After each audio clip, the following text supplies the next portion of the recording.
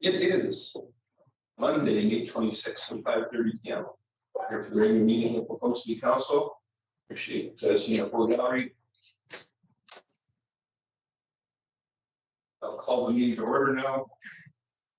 So some agenda items here. We've got certainly some renumbering I think we need to consider. Perhaps ask our legislative coordinator to update us on a possible scenario for renumbering.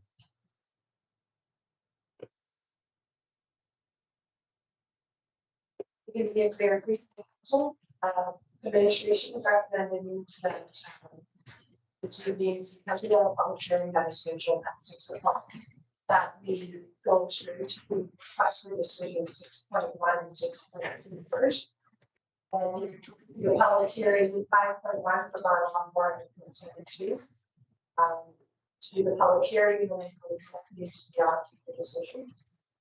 And then to the public hearing for bylaw 425 for 381 and 473. And then to the request for decision.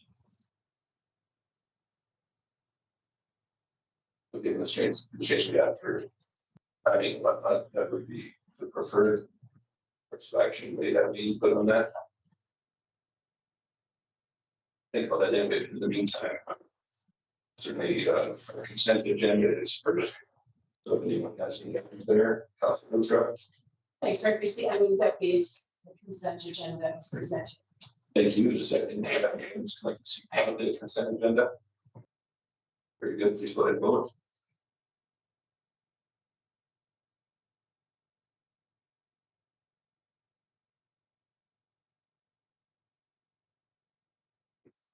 That's accepted unanimously. Thanks everyone.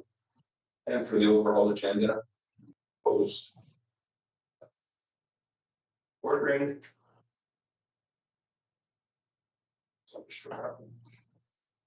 Councilor Gulson. Thank you, Mayor Creasy. I'll move the agenda as amended. Thank you very much. Any additional input? Let's go ahead and vote.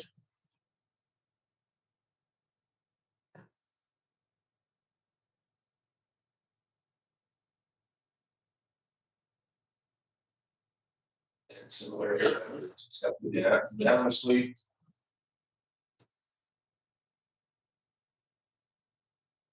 That takes us down to 6.1 then. The request for decision. First one, I believe is handled by Director Pichet. Bylaws 526, election bylaw. Before us for a second and possibly third reading this evening. Thank you, Mayor Creasy, and Council.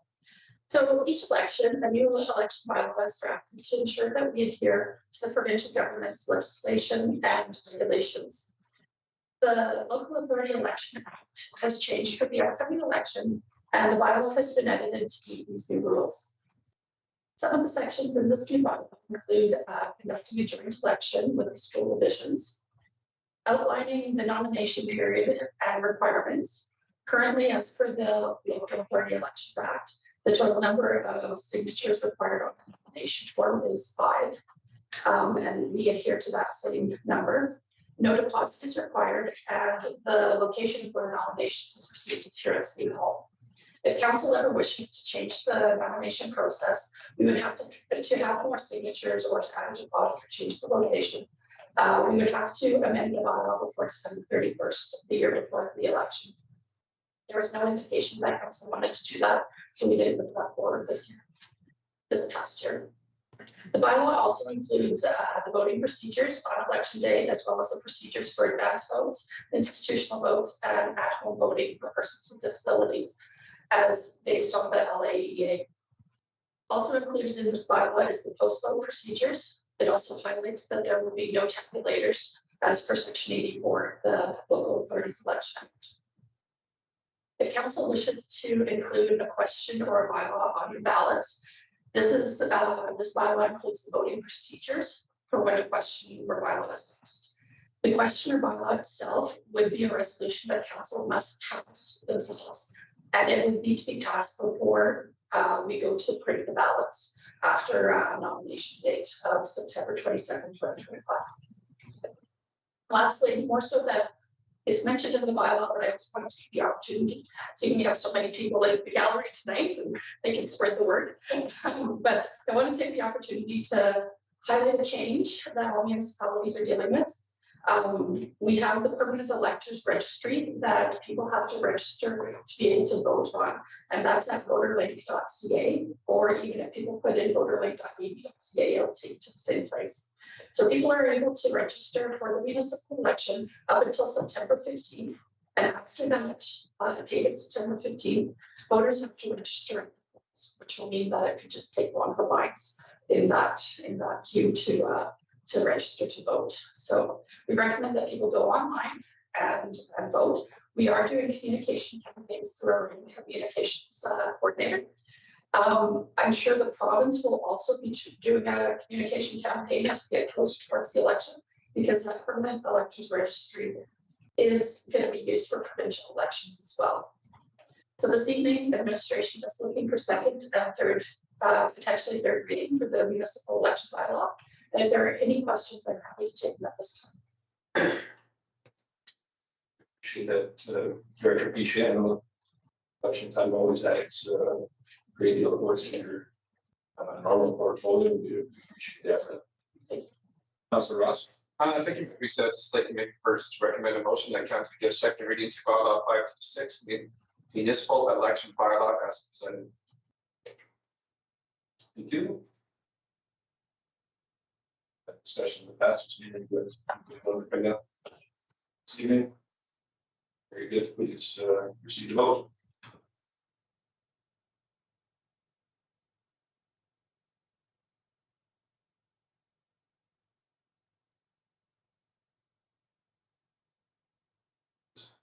That's in favor. Councilor Gibbs. Mayor Christie, I move that council resolves to consider the third reading of bylaw 526 at the same meeting as the second reading. Just a reminder to everyone that proceed to the vote. Required the vote requirement is unanimous on this item.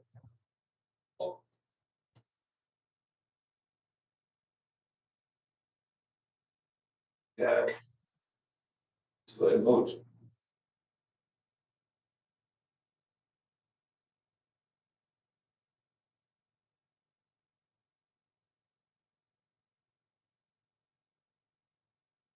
Unanimously favored as well. Councilor Luttrell. I move that council gives third reading to bylaw 526 municipal election bylaw as presented. Thank you. One last opportunity, council.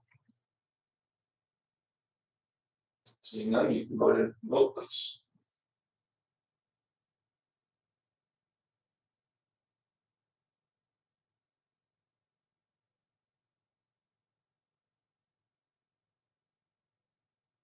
That is favored unanimously.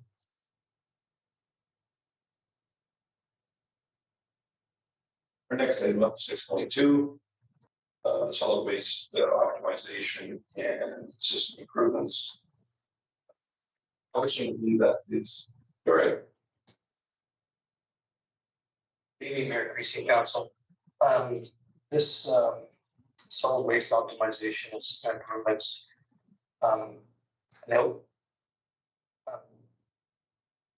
for the study was performed by Morrison Hershfield Stantec. It included recommendations for improving efficiencies, reducing costs, transitioning into a modernized waste collection system. Some key findings: we have 200 residential customers along with 300 commercial customers. We're using 3-sided loading trucks. We are utilizing 3-side loading trucks with 1 spare. We do weekly garbage collection, cardboard, yard waste, and rubble. We identified 3 challenges. Some of them are inefficient, overlapping routes, heavy reliance on sole truck a truck supplier. There's high cost of customized cars and trucks. So the road optimization process, we assessed equipment, hours, and service demands, created 15 optimized routes for equal workloads, developed efficient, non-overlapping daily routes, considering local conditions. We also adopting some technology from GPS onboard navigation, which will enhance road accuracy and driver performance and public communication. And so we'll support the different drivers that will utilize different routes. So this proposed transition shift the industry standard trucks with automated grabber arms. Use lower cost standard 240 meter to 60 meter rollout carts could be implemented. Estimated cost savings annually would be 20 to 22%. So the phase rollout would be in Q2 26. The ongoing public education and enforcement essentials is essential for its success. Be a future council decision for truck and transition or and cart transition with truck replacement schedule in 2027. So the recommended motions, the council endorse solid waste road optimization implementation timeline, and the council approve the administration inclusion of global positioning or position system, GPS monitoring, non-board navigation devices for the garbage trucks and projects as well.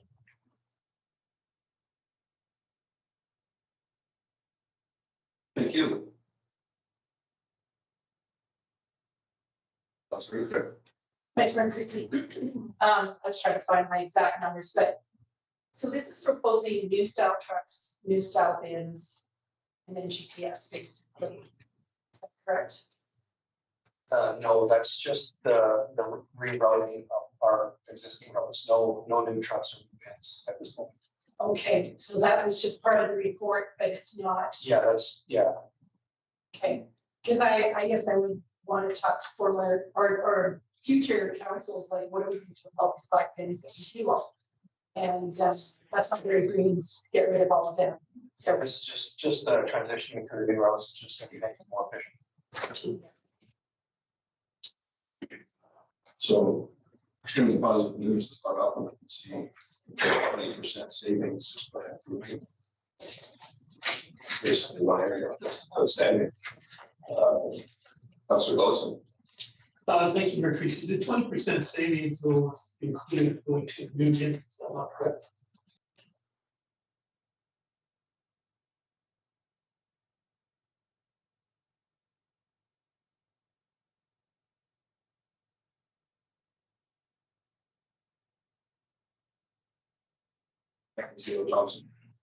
Thanks, Mayor Christie. So, yeah, the study identified two things. One was optimizing our routes over time.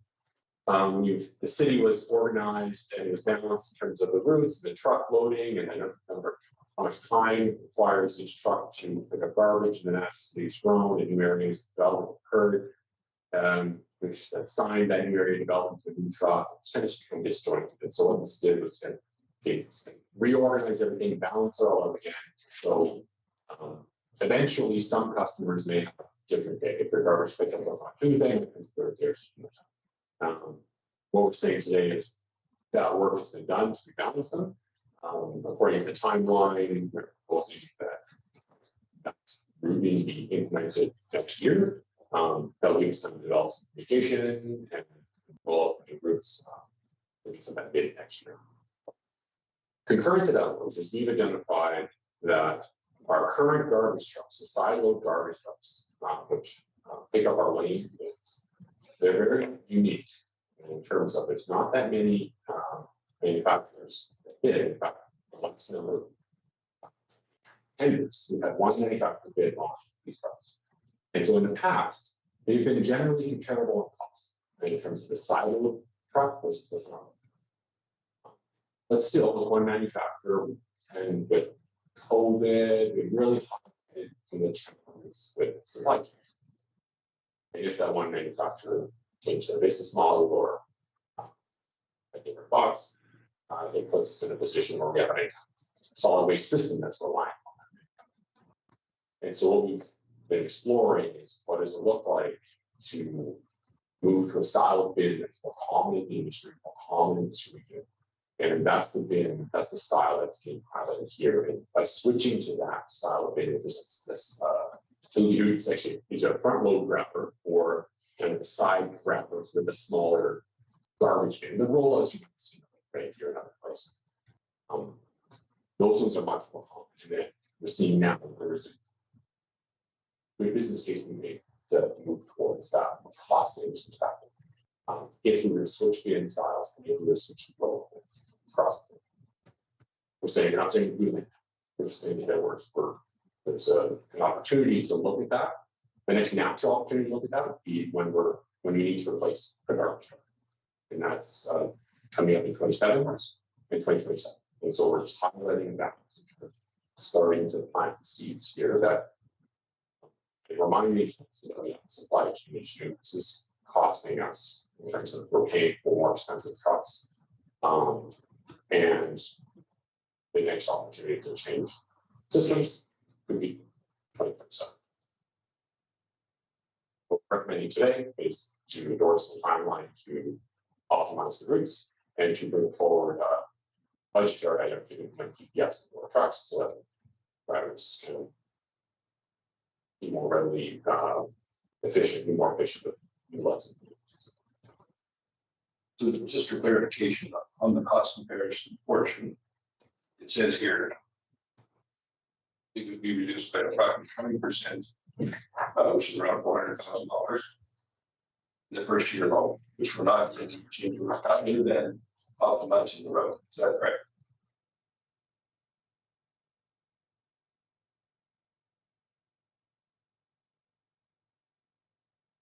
There's a combination of kind of long-term savings. If we know we're moving towards a new truck, then the way we amortize the value of these trucks over time means that the future trucks will result in savings a little bit earlier than people know. But in terms of the cost savings specifically in this trigger, that's something that our consultant will review. It's all about that tax credit. Always help us speak to the, I believe you're looking to get 1.5 in the RFP. Yeah, that's correct.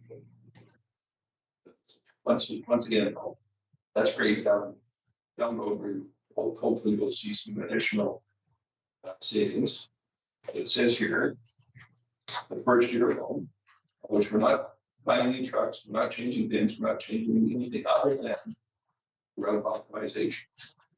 But is that stated correctly? The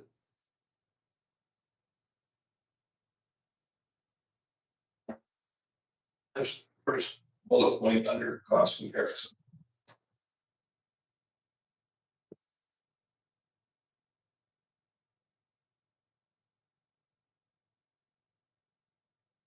They're switching to the standard from this industry standard trucks.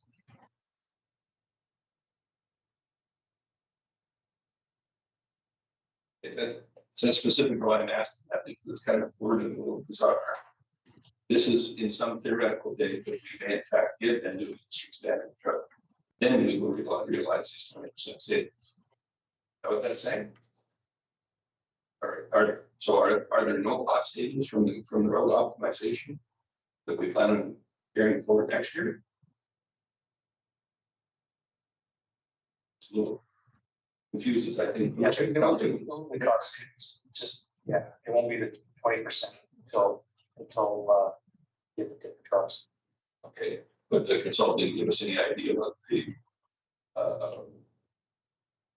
road changeover would result in for savings. So the short answer is there's not meaningful savings in the rebalancing and make sure that some trucks are overloaded with their routes, other trucks are underutilized. And so this rebalances so that there's generally an equal amount of time, effort, and loading into those trucks. There's going to be some things like reduced travel time, things like that. The 20% that is highlighted here is not as a result of the optimization. It's a result of if we were to go forward with the style, as you said, then we start to see those savings. In the interim, we're talking about more efficient uses of the trucks themselves. I've been in data. I didn't mean this RFP and spoke to reductions in operating costs today. We're still going to have the same number of trucks, we still have the same number of people driving the trucks. What we would see is maybe potentially, if there's time saved, more time to fix some bins or do some extra work. We appreciate that, just the way that we work here, a little misleading, so I appreciate the clarification on it. Those substantial savings will be theoretically garnered when in fact we do purchase a new, more industry standard truck, which will utilize the existing smaller packages. One clarification with the industry standard requirements. Our current bids are not. So if we were to change from the truck, we would come with a new bid. He's doing good, man. You mean to tell me we're going to purchase a new truck, all new bins throughout the city, and we're going to save 20% the first year? I think that sounds like fair enough, but does anybody else struggle with that idea? Councilor Golis. Thank you, Mayor Christie. Continue. Is it under the capital costs cards? It talks about at the time of the program launch in 2025, but we're not launching now in 2025. I believe, is that correct? And it also says there's 13,000 homes, I think the 5,000. Maybe we'll stay here.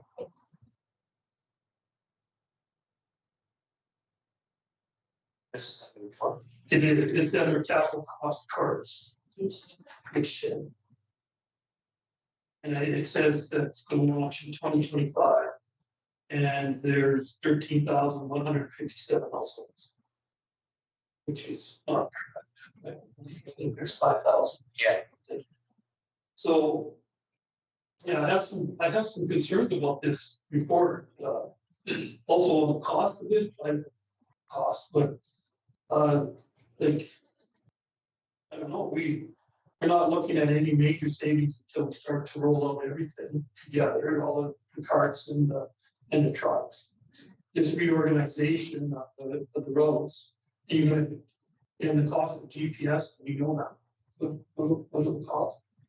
Well, we don't know yet, so we would bring it forward for council consideration during budget consideration this fall. But I do want to highlight that to answer your first question, no, we're not recommending any changes to the solid waste system itself. There's no changes to the rental bins, there's no changes to the lane bin being proposed today. What we're saying though is with a new truck scheduled for replacement in 2027, that's say the next natural time to reconsider a different style. And with that, we would look at things like what is the route, what are the bins associated with that route, and potentially start a phased transition. And so we're going to save some money on the trucks. We would have to, it would be a cost of replacing roll-out bins and buying new bins sooner. The cost to replace the current bins is something like three times the cost of what the new bins cost. And so when we look at the cost over time of replacing our current bins and compared to the industry standard ones, as well as the savings generated from the savings of the truck, the new industry standard truck, we're finding that we get on average 20% savings per year over time.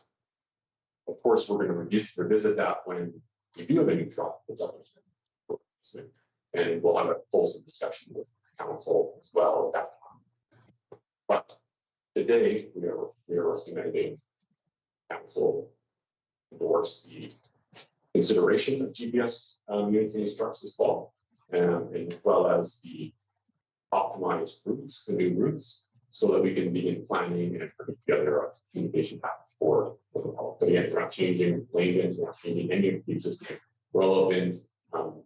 we just seek to optimize the use of the purpose at this time.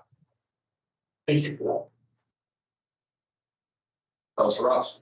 Thank you, Mayor Creasy. Been a notice of motion in the past that even considering to change the timelines of frequency from hypothetically 70s till 10, but all due respect, I think this is a report that's provided by a consultant is fully presented with some that really numbers aren't accurate.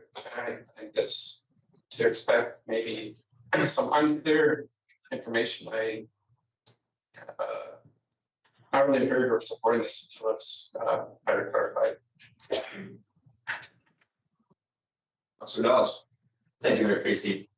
I am going to I'm going to make the motion that council endorses the solid waste route optimization implementation timeline. May I follow up? Thank you. Yeah, I certainly believe that the cost savings, the way it was presented was overly optimistic.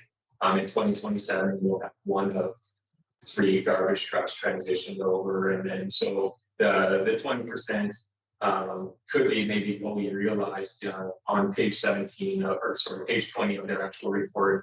It shows from 2024 to 2030 and the increasing costs and the cost savings over that amount of time. And so, yeah, maybe by 2030 or by 2032, we could be saving 20%. Not to say we should start saving now with our optimization and then start saving with 1 truck and then building the 2 trucks to be at 15% and then 3 trucks to be at 20% savings. And so I'm in favor of us moving forward with this and reviewing those trucks in the future and those other routes. If we can make our roads better right now, make them more effective, the GPS is a separate motion, but yeah, if we can make things quicker and better as they are right now, then I'm in favor of that. I would encourage some feedback to the consultant on this this reporting that maybe some current cost savings would be nice instead of hypotheticals if you bought into an entire system yesterday. So that would be appreciated. So but yeah, I'm in favor of the first motion. So thank you. Thank you. Anyone else?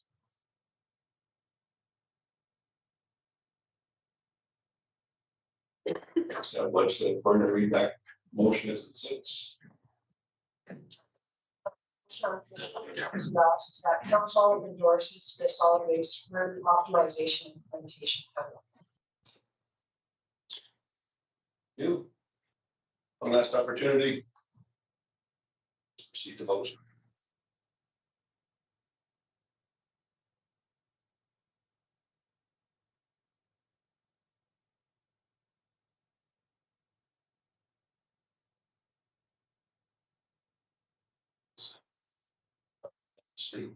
Thank you.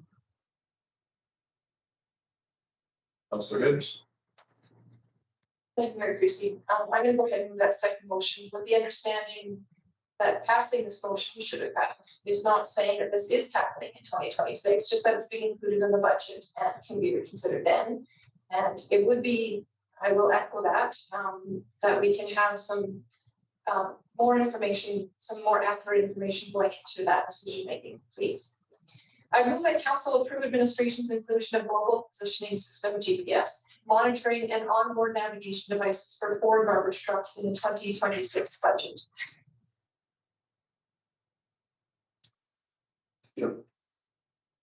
Councilor Luttrell. Thank you, Mayor Creasy. And just to confirm, that is up for current trucks. That's not for new trucks coming in with GPS. That is correct. Indeed. UPS and current trucks. And I guess lots of ideas in here are very good, but when I see a report that references 2024, I feel like council would really like this report updated and make sure that we have 2027 or something in it for the start date. Thank you. Councilor Connor. Just follow up Councilor Luttrell's comments. Those GPS can be transition from old trucks to new trucks, there's a readiness to that.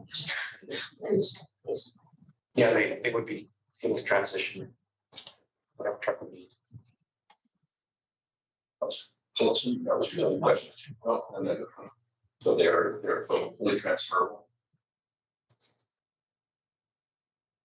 Any additional input? Just go ahead and vote.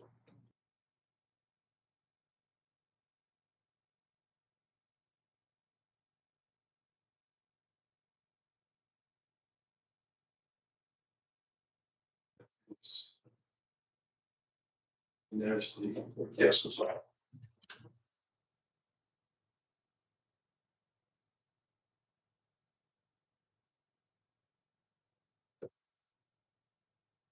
Perhaps if we have any staff members who are not busy at the moment, we could probably use a few more chairs for some of our guests in the gallery, if at all possible. That'd be greatly appreciated. If anybody is free to do so. And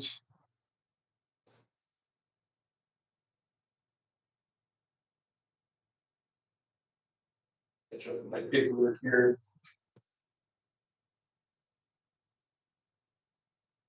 As was stated earlier, we've got a public hearings before us this evening.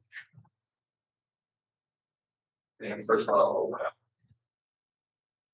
so the land use bylaw public hearing.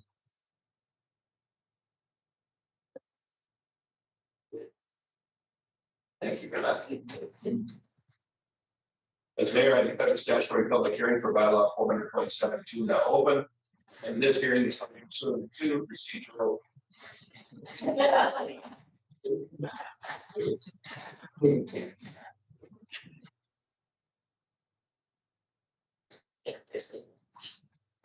We're just going to take a minute.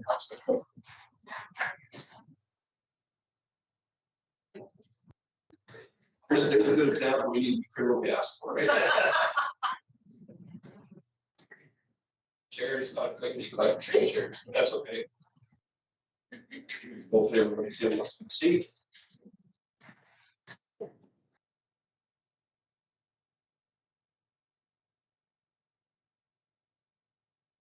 And we'll start over. It is 6:03, and I declare that the statutory public hearing for bylaw 400.72 now open, and that this hearing is held pursuant to procedural bylaw 370 and sections 7, 8, 230, 606, 640, and 692 of the Municipal Government Act 2000 as amended, and request our legislative coordinator to confirm the purpose of this public hearing, that the statutory public hearing notice was in fact advertised, that it's required by the city's advertising bylaw, and that any written submissions received but not included in the public hearing agenda package are read into the record. Coordinator Bellono. Thank you, Mayor Busey and Council. The purpose of this public hearing is to provide an opportunity for the general public to offer input on the proposed amendment to bylaw 400.72, which received its first reading on April 28, 2025. Bylaw 400.72 seeks to amend land bylaw 400. If approved, it will then redesignate a portion of the parcel as lot 1, plan 952-364, also known as 4602 from future designation district FD to residential single and semi-detached district FD. In accordance with the city's advertising bylaw 42 and section 666 of the Municipal Government Act, regarding advertising requirements, a public hearing notice was published in the Local Express on Thursday, May 8th and 15th, 2025, and on the city website as indicated in the agenda package. Mayor Busey Council, no written submissions were received, and the city received no registrations from the public members to speak. Thank you.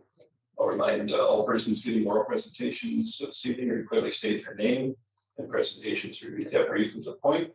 The order of the statutory public hearing presentations will be as follows. First off, our development officer, our designate, followed by those in favor, and those who wish to speak in opposition, and finally any person deemed to be affected who wishes to be heard. And this evening we've got Riza Sadi, who is a planner with PCPS. The floor is yours.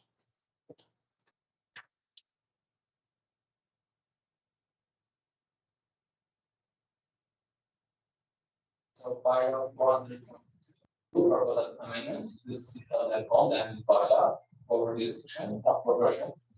The part lot 1 plan 9523644 at 460234 street. As you can see the red, and then it would be from Fusion Commission District Residential Semi-Detached. The subject lands are included in my property outline plan, one amendment approved on July 2015. The subject parcel, based on the planning review, the proposed amendment applies to the city of Lacombe Municipal Development Plan, MDP, Southeast Area Structure Plan, ASP, and the mid-draft outline plan.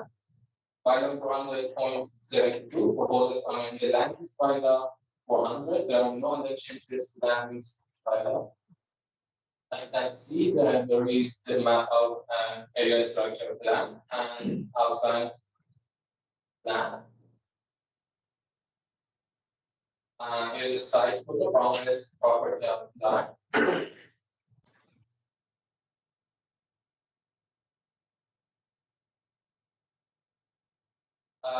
There's no changes from first reading, and there's no comments received as of date of the preparing this report. The recommendation is constitute second reading to bylaw 400.7 was presented, and council resolved to consider third reading of bylaw 400.7 plus the same thing as second reading, and consider third reading to bylaw 400.7 was presented.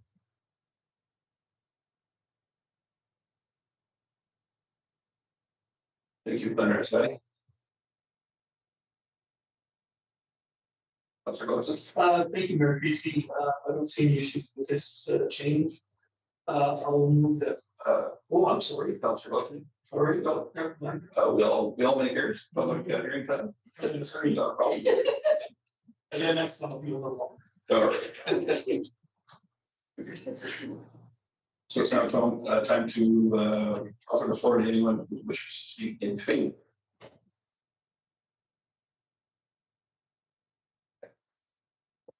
Bylaw 400.72.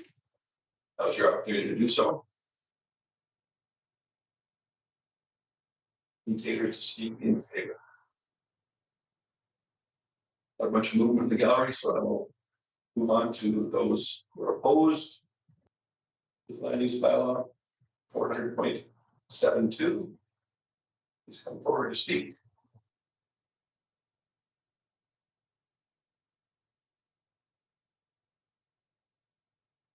Mr. Mayor, please use the microphone.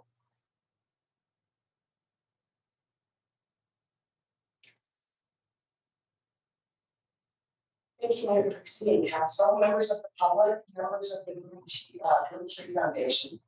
I'm not so much opposed. I did register to speak, and I hope this is an appropriate time. So please let me know if I'm.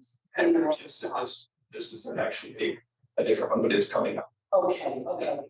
It's a different. There's another opportunity to speak. Yes, register. Okay. Yes. Thank you.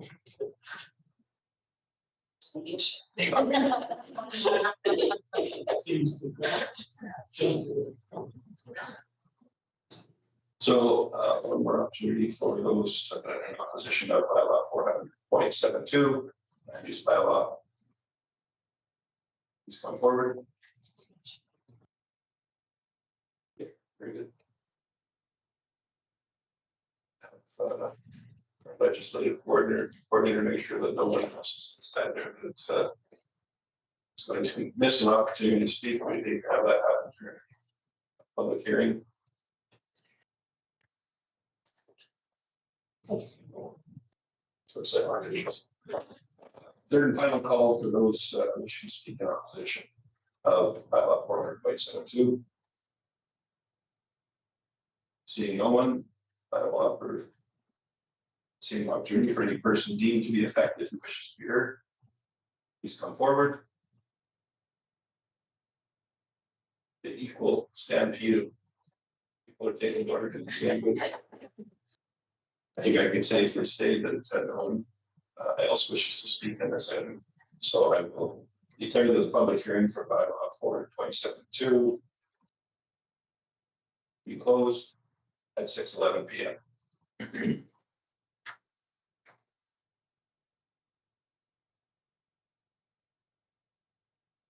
Your agendas. Move into request for decision, which is section 6.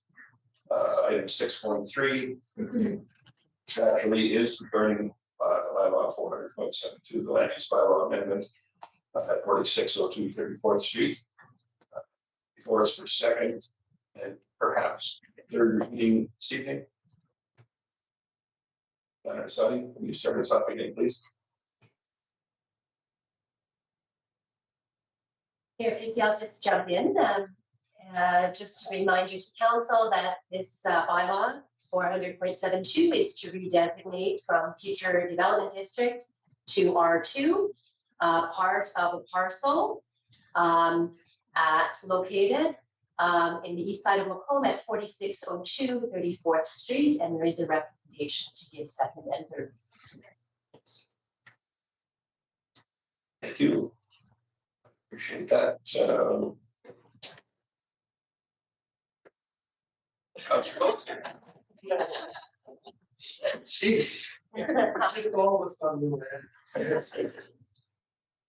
I move that council give second reading of 400.72 as presented. Two. Councilor Dallas. Thank you, Mayor Creasy. I think it'll be, depending on what happens here tonight, it would be a welcome addition to get some additional lots opened up in that area, and especially lots that would result in, I guess, I have no idea what the price point of those homes were be, but typically duplexes are more affordable than single family, so it'd be nice, and I think it would be incredible to get in some additional traffic and development into that neighborhood and start developing some more resources around it. So I'm in favor of this. Thank you. Thank you. Anyone else? Please proceed to vote.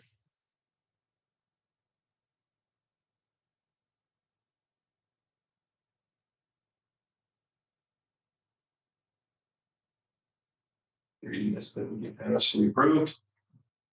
So we on. Councilor Hibbs. Thank you, Mayor Creasy. Seems how this seems to be relatively straightforward and does have support, I would move that council resolves to consider the third reading of bylaw 400.72 at the same meeting as the second. That'll be much do this and make a special note. So that's important to all the councils for something to go through for the second, third reading. Just keep everything on open and transparent for the public. So that's what this is about. So we may have the opportunity to consider the second in one meeting. So no one's confused. The input. Please go ahead and vote.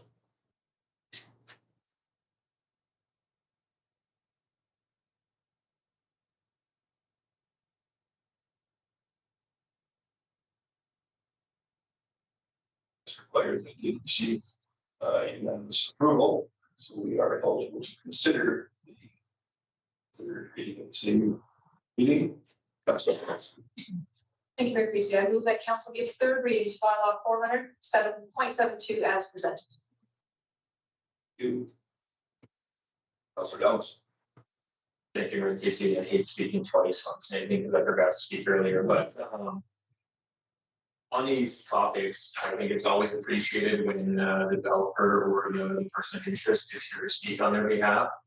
So I appreciate that. And as long as they're invested and happy, then that's good. But we always do like to see them do that. So thank you.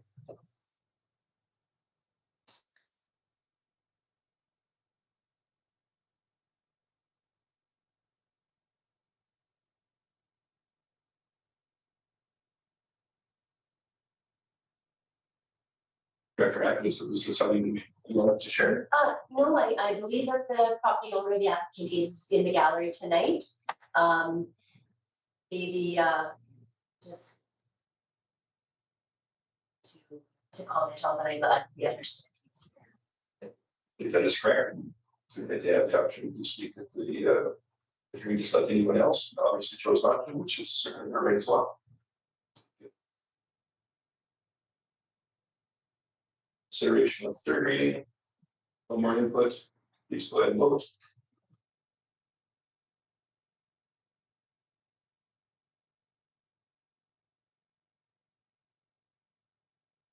With respect to bylaw 400.72, that is unanimously approved for third and final reading.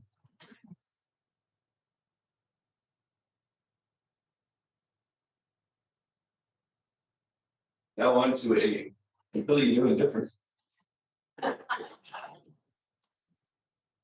I'll make my what it is. Respect to municipal development plan, downtown area development plan, and use bylaw. Mayor, for this public hearing, I will declare that the statutory public hearing rather for bylaw 405.5, bylaw 380.1, and bylaw 400.73 to be open. And this hearing is held pursuant to procedural bylaw 370 and sections 7, 8, 230, 606, 640, 692 of the Municipal Government Act 2000 as amended, and request our legislative coordinator to confirm the purpose of this public hearing.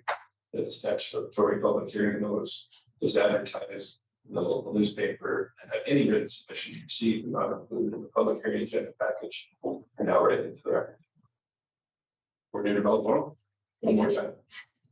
Thank you, Mayor Creasy and Council. The purpose of the public hearing is to allow the general public to provide input to the proposed amending bylaw 405.5, bylaw 380.1, and bylaw 400.73, all given first readings April 28, 2025. Bylaw 405.5 seeks to amend the municipal development plan. Bylaw 380.1 seeks to amend the downtown area redevelopment plan, and bylaw 400.73 seeks to amend the land use bylaw 400.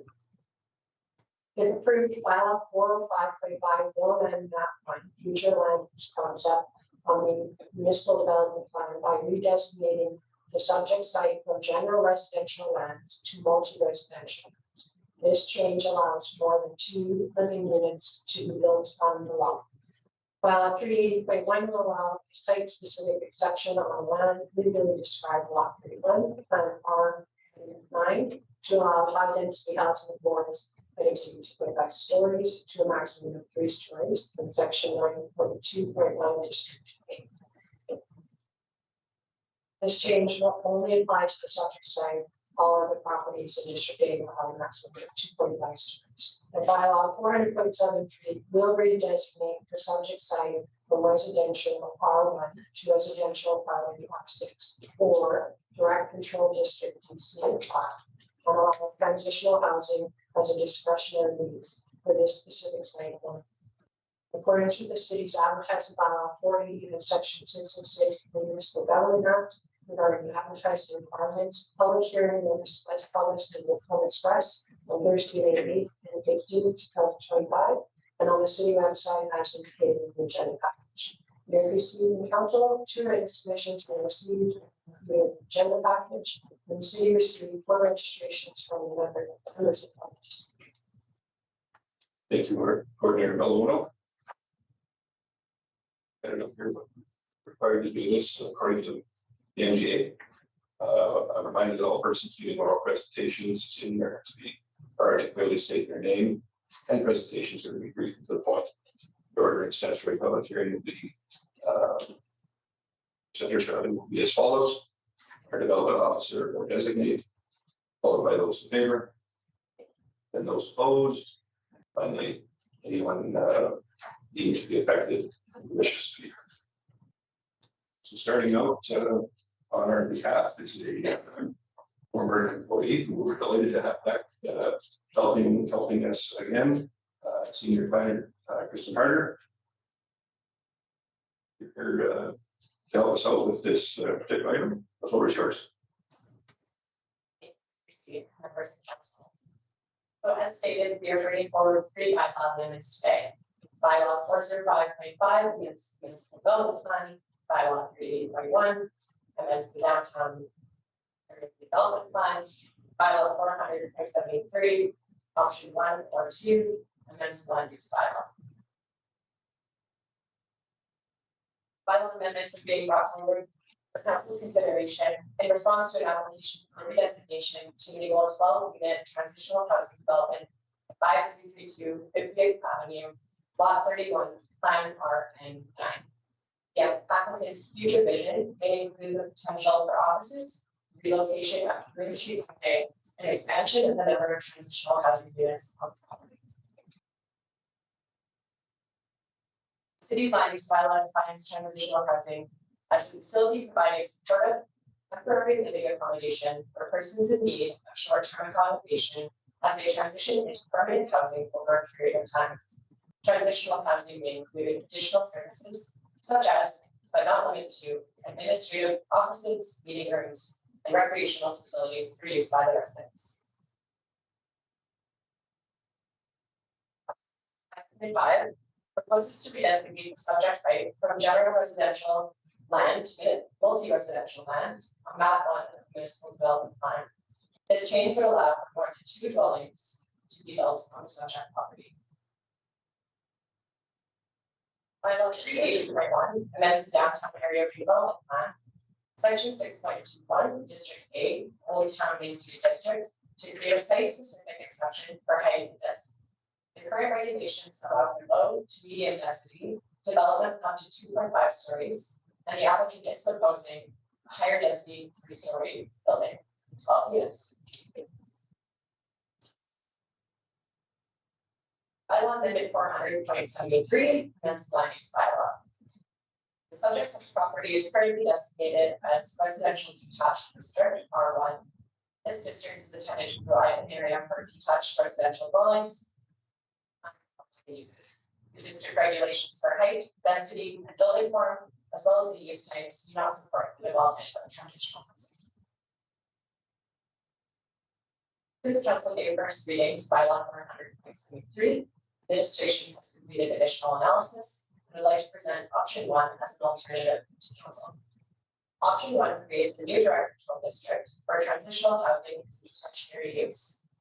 This amendment would therefore redesignate the site from residential detached district R1 to residential district direct control district DC5. Option 2, which was presented to council during first reading, would redesignate the site from residential detached R1 to residential apartment district R6 and add a site-specific exception for housing as transitional housing as a discretionary use. This slide presents the 2 processes for bylaw amendment 400.73 options 1 or 2.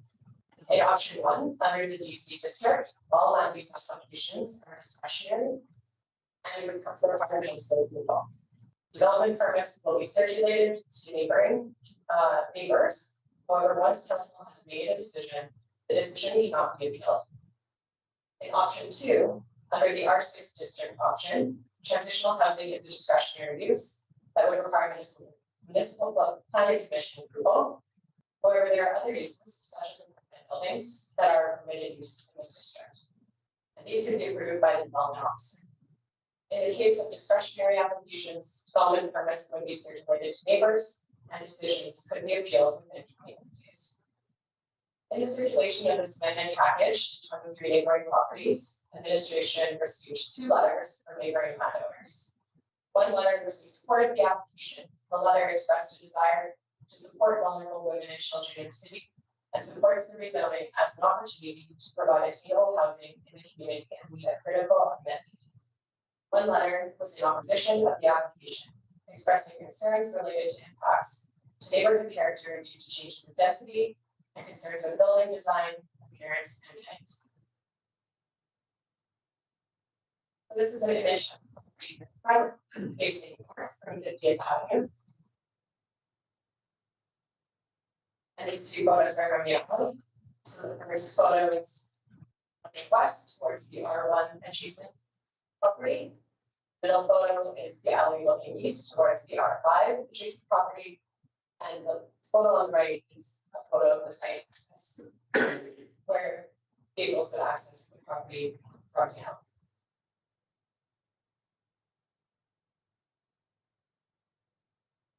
So administration recommends that council give second and third bylaw reading to bylaw 405.5, bylaw 38.1, and bylaw 400.73, option 1.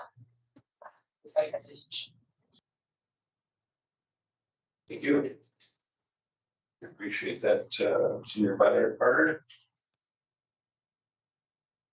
That brings us to those wishing to speak in favor.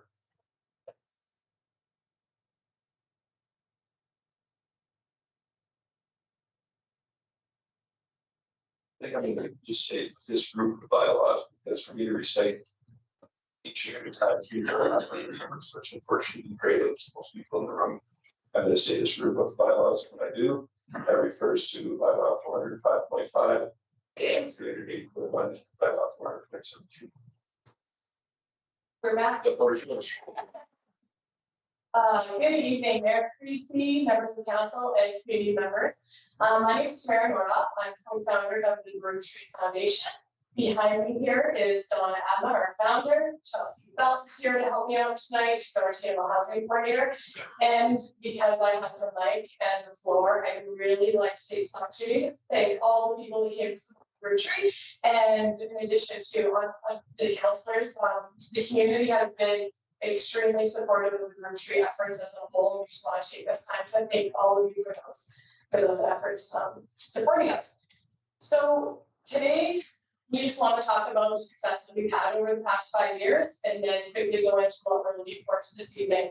So our foundation is extremely proud of the positive impact we have made in Central Alberta over the last 5 years. We currently serve well over 400 individuals, and that doesn't include their children or their partners. At the Broom Street, hope is being offered, and as a result, we're seeing lives restored from the work we're doing. This success is also attributed to the many partnerships and connections we have in the city, including local churches, FCSS, Food Bank, ECHO, Local Mental Health Foundation, and many more. We are all proud to be a part of such a vibrant and healthy community. Given the growing need for affordable housing and the rising cost of living, we feel that the timing of this project is critical. The recent social needs assessment and prioritization report from the City of Lacombe highlighted 4 main priorities. Number 1 was the community action on mental health and addictions. Number 2, the community support for families. Number 3, getting around and community access. Number 4, healthy homes and neighborhoods. There were many programs in the Broom Street, like our Bridges program, Broom Street Sisters, Attainable Housing, and our Social Enterprise Cafe. We are proud to say that we contribute daily to all 4 of those priorities. We are here today presenting our intention to build a Broom Street house. This would be Lacombe's first attainable community-based housing development. The proposed building provides main floor common space, plus 12 self-contained homes with 6 units on each floor. Each 225 square foot suite will include a barrier-free washroom, kitchenette, bed, sitting area, and storage. It's important to note that we are currently operating 3 independent units here in Lacombe for attainable housing. Many of you already aware of this, and we've been doing that now for almost 2 years. We've served over 50 individuals in those 3 suites alone, and have had 100% success rate. And by that means we've gone with 0 incidences, and in every single situation, we were able to get them into long-term affordable housing. So that those stats are actually unheard of in this field, and so we're really, really proud of that. That's mostly due to all the support in the community and the good work we're doing at the Broom Street. So that's exciting. This is the impact we need to continue to see in the city. We're asking the City Council and the community to continue to support our efforts by voting in favor of the zoning that's presented today. Another key priority for us at this proposed location is to be excellent neighbors.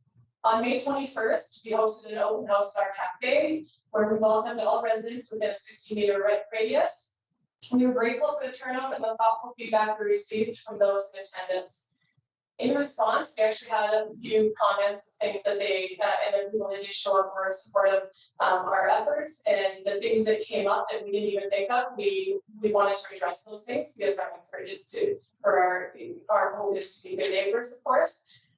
So some of the things that even came up was things like planting trees, making sure that we're reducing light pollution. And so basically what we want to say is that we're committed to honoring the community and the neighbors as best we can.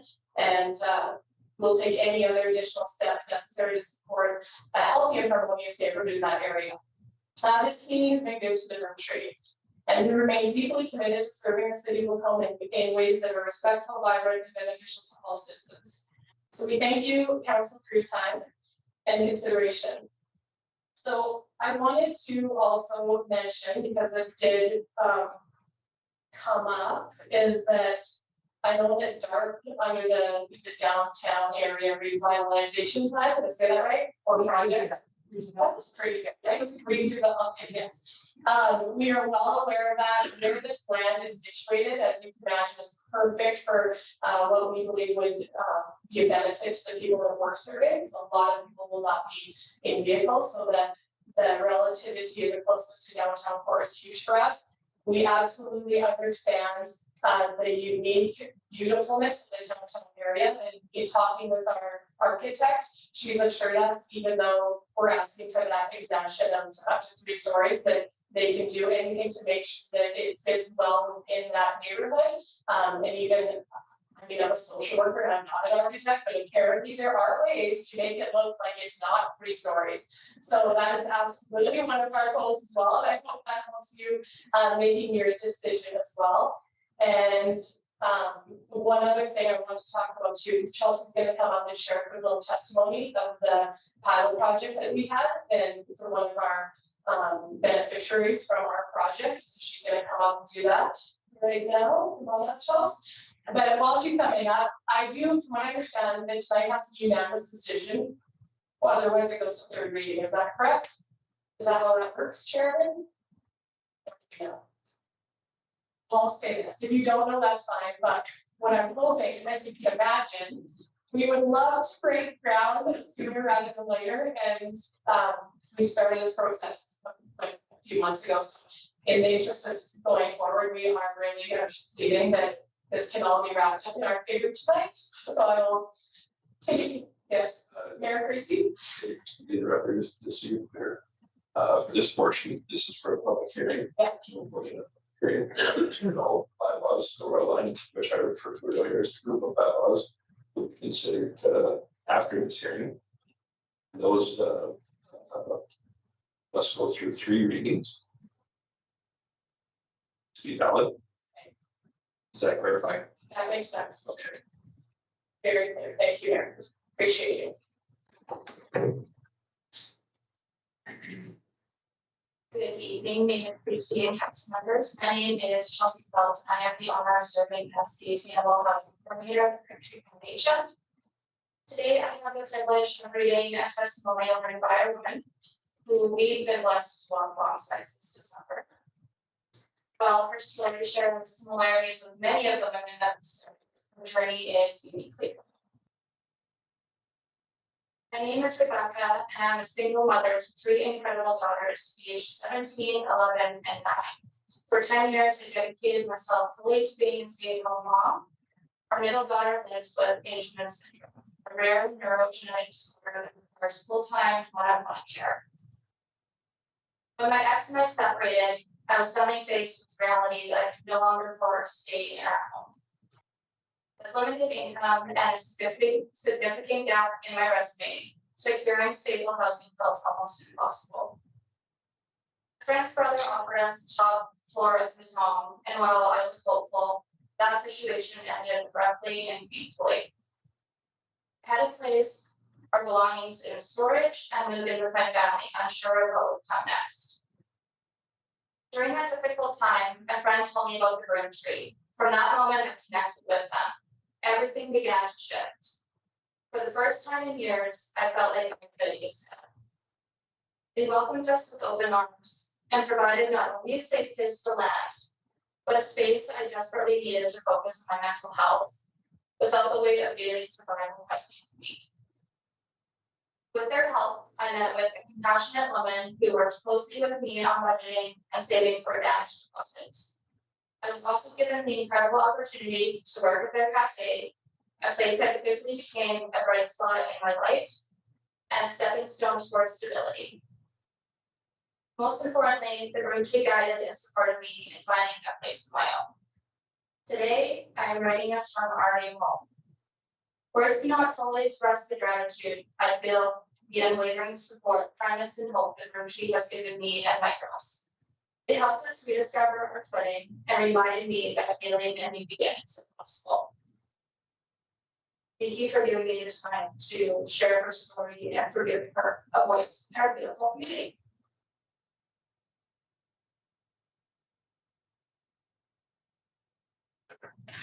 Thank you both.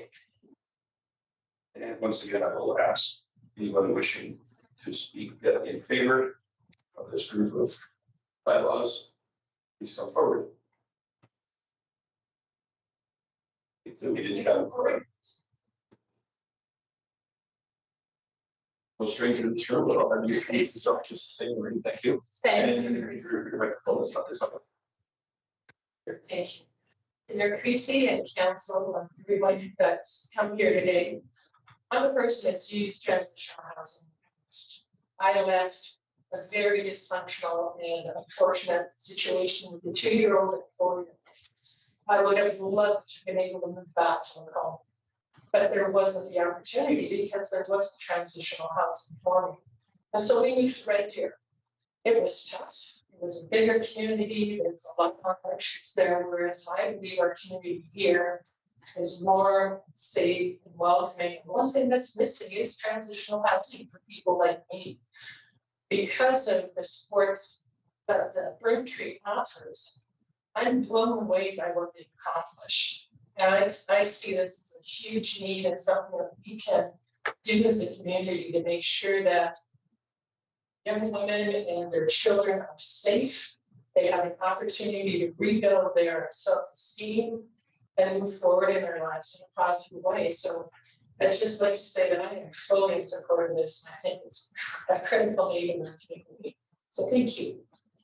Before you forget, I didn't want to interrupt you, but you did not introduce yourself. Oh, pardon me. I'm assuming everybody knows me. My name is Maureen McKenzie, born and raised in Macomb, left, and then came back. Thank you. Thank you. Once again, anyone else wishing to speak in favor of this group of bylaws?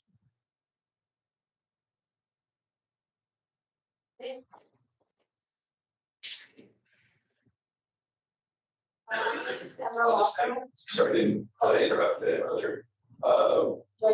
Yeah, just so the people at home watching and behind you can hear as well. I'm used to yelling in court.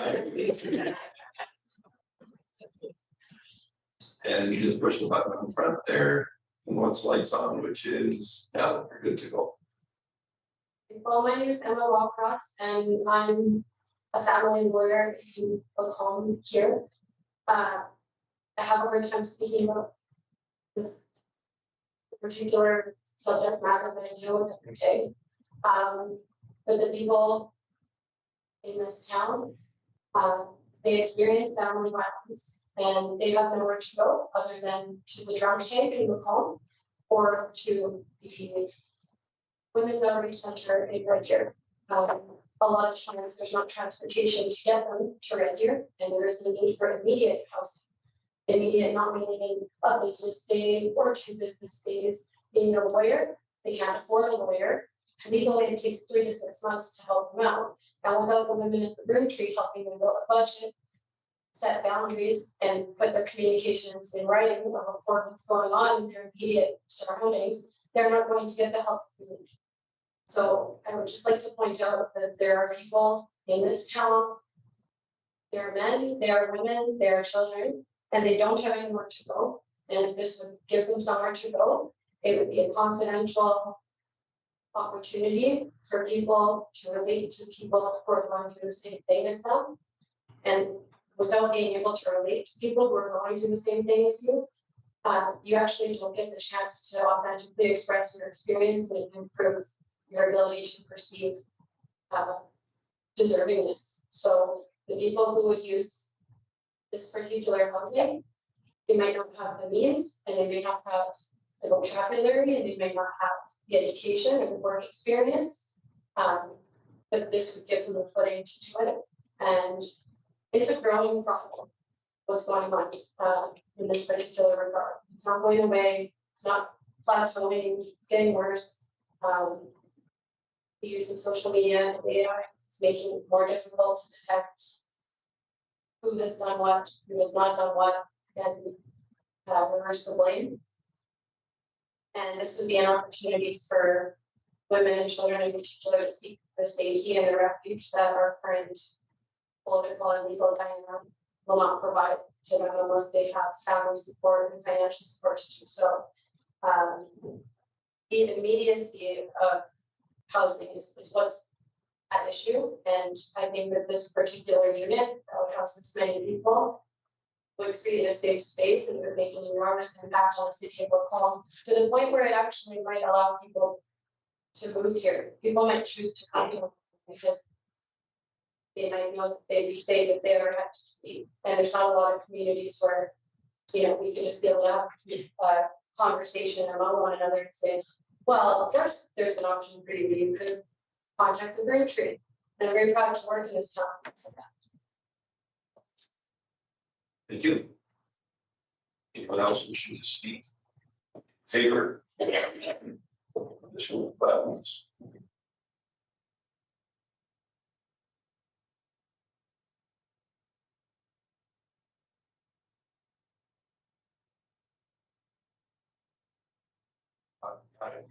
So everyone, my name is Matt Hunter, family doctor here in Collins. I first want to say this is my first meeting. I really appreciate you guys too, our community, and I appreciate you making your town a place safe with a better place. And I just thought I would throw my support behind the Braintree. I think when you look at a foundation like this, you look at the people that make it up, and you look at the mission that they do. And I've got to know Courtney and Donna very well, thankfully. And I know that there is not a better group of people that lead an organization like this. I think their passion and their compassion is amazing, and they are doing wonderful things for people in need. I probably wouldn't need to say that because you guys are probably different, but I do just want to say it. So I also want to say I feel that transitional housing is something that would be fantastic.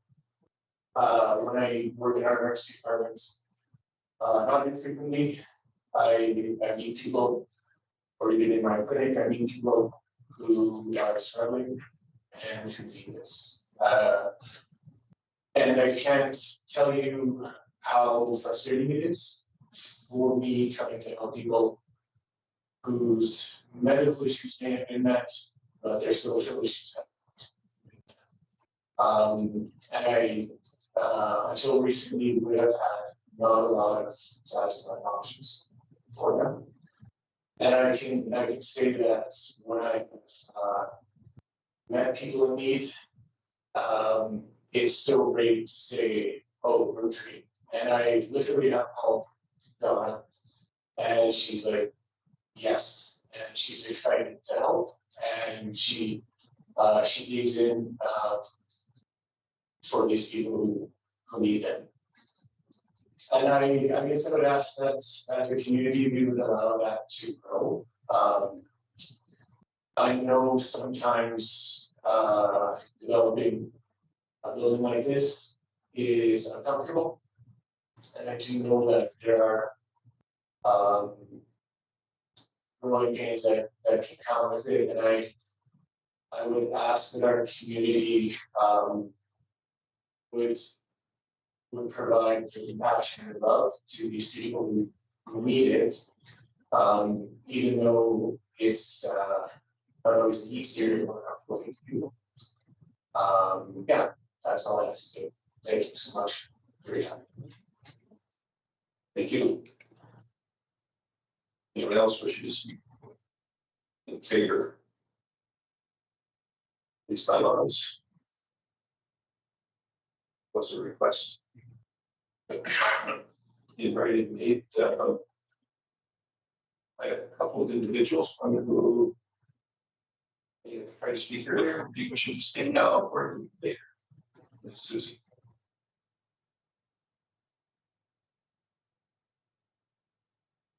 Just a reminder to state your name and turn your microphone on. I think most people know who you are. Thank you, Mayor Christie, and members of council, members of the community, and members of the Green Tree Foundation. My name is Susie Burge. I live adjacent to the alley that would potentially be the new site for the Green Tree Foundation. I come here tonight, I think being opposed, there was no other category for me to insert myself. I'm hoping for some clarity from council on two simple things. When I come to council before on a different property, there was great discussion, and that discussion has continued over time about the undue stresses on that narrow alley that is not serviced, that has no infrastructure. And I know that council in the past has received photographs of that alley, have made their determination on the challenges in the past of other proposed opportunities. In this particular case, the Green Tree Foundation, might I just add, so very impressed with their record and what they're able to accomplish, because I do know and have always supported the need for transitional housing in our home. If ever I've been against, it's not against what they do or what their passion is. My questions for council have always been, is this the right place? And how do we work together to offset the burden that would be the only access using this alley, not good for potential clients of their facility or the residents who live there. Again, this particular location that Green Tree is presenting is not the same location that I've talked about before. I've seen for myself the benefits of this new location only a couple of doors down. My question for council, to keep it brief, is challenges in the past have been, is there on-street access? So from 50th access, will there be on-street access, or is access fully relied upon that alley? And second, is there on-street parking?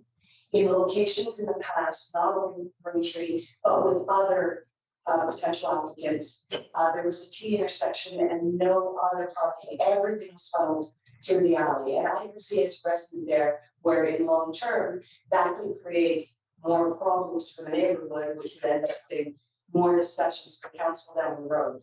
So I feel here tonight because I've shown up here before in speaking of the location and the alley. I certainly approve of the location.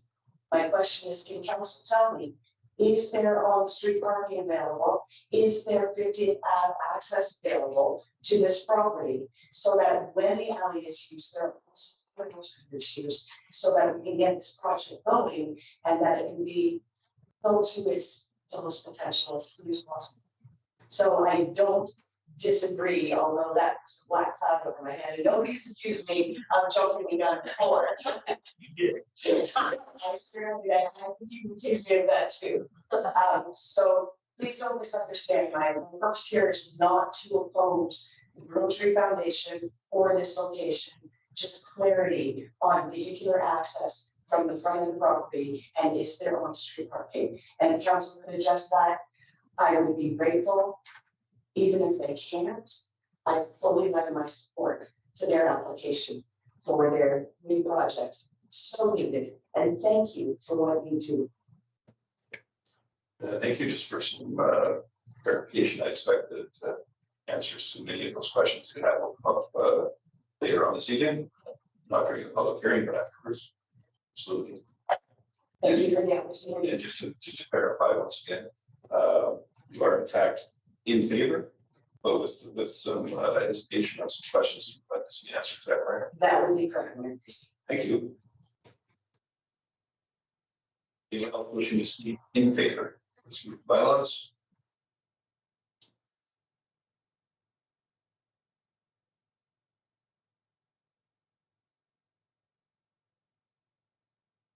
Whoever wishes to speak in favor, that was your opportunity to do so.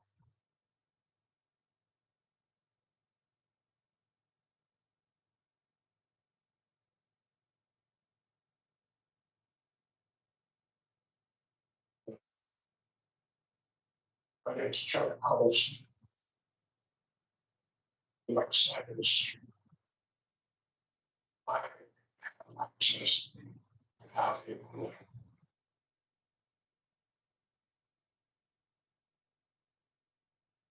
The hours of my last distance between these places. And there's much trees, garbage bins, things. But I'm in favor of what they do. And very much so, very, very. My whole life is I this police officer or pastor. And we need to speak for people that are afraid to speak for themselves. Parents need a place to live. Get someone to talk to, find out that they're not crazy.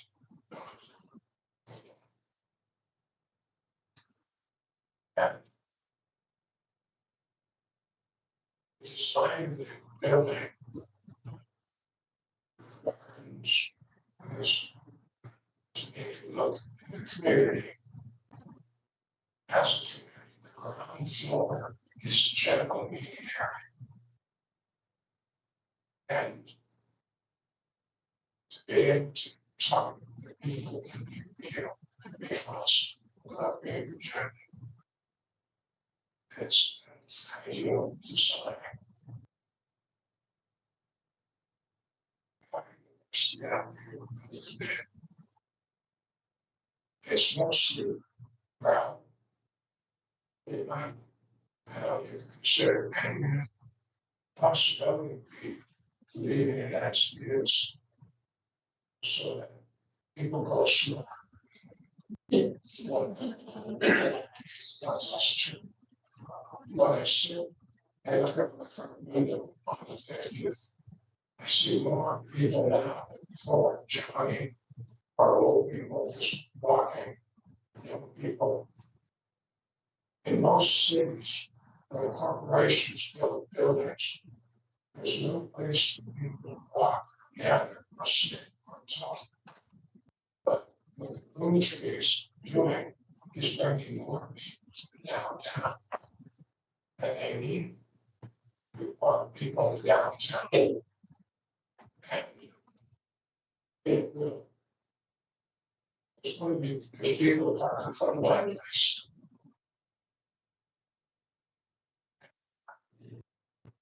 That's okay. I think what they're providing, the coordination of our community,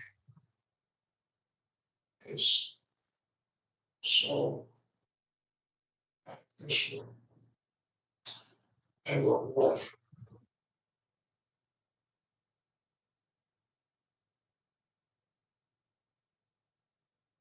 If we're going to be able to walk downtown, this another comment on logistics. It's, I don't know if this fits in law, but the speed limit used to be reduced 30 out to the Anglican Church.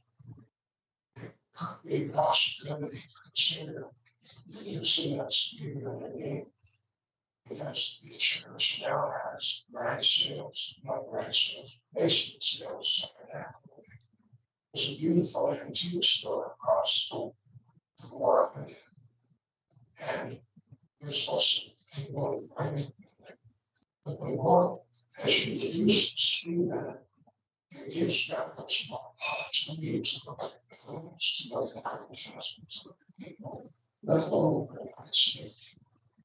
we have these for the schools, which I understand. It might be consideration. Again, assuming people want to get walk on streets of town, and then it's safe. But they need us. Those lives have been torn up to the statutes. Place to cry.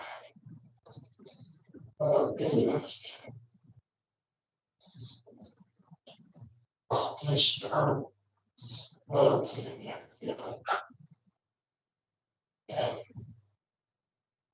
I've lived in communities since 1989. I traveled the northern part of South Carolina, many communist countries, Japan. I really hear that sounds.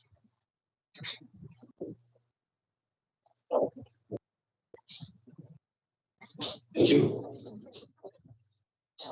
Anyone else wishing to speak in favor of these three bylaws?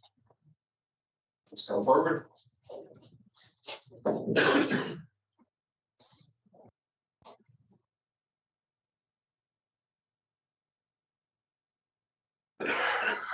J.D. Ward, I'm a local pastor, but I'm here personally because two of my daughters need to transition home. And it's not in this area, but because of our personal family history, I know the need of it. And Lacombe, we've been here 6 years. It is a vibrant, thriving Balkan, but it's also a loving community.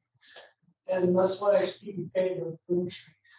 It creates that type of a welcoming place, a loving place for people who haven't always felt loved, who experienced unloved. So I know there's always things that can come up that need to be solved, but what I also appreciate about Lacombe is it's a city that looks to solve problems and looks to move forward and find solutions. So I just thank you for this time and opportunity to offer my support to the movie. Thank you. Anyone else wishing to speak in favor of these bylaws? Let's come forward.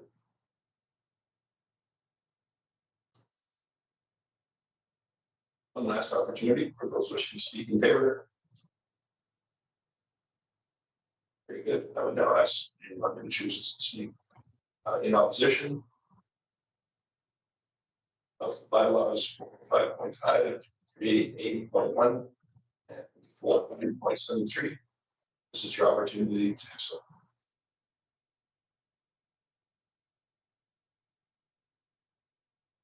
Second call for those who wish to speak in opposition. Substantially slower flow of people in this party, but I will offer one third and final opportunity for anyone wishing to speak in opposition. That was your time, your last opportunity to do so, in fact. Very good. And any person deemed to be affected who wishes to be heard, it's your opportunity.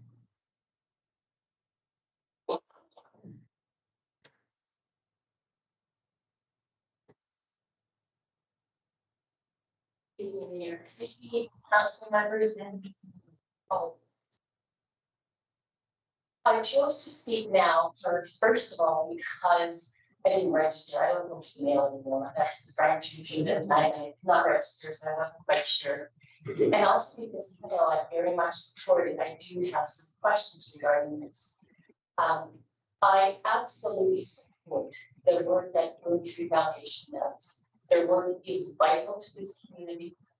I know this because of my past work as a neighborhood place coordinator here, and then the last whatever I've been years is now working for social services in Central Alberta.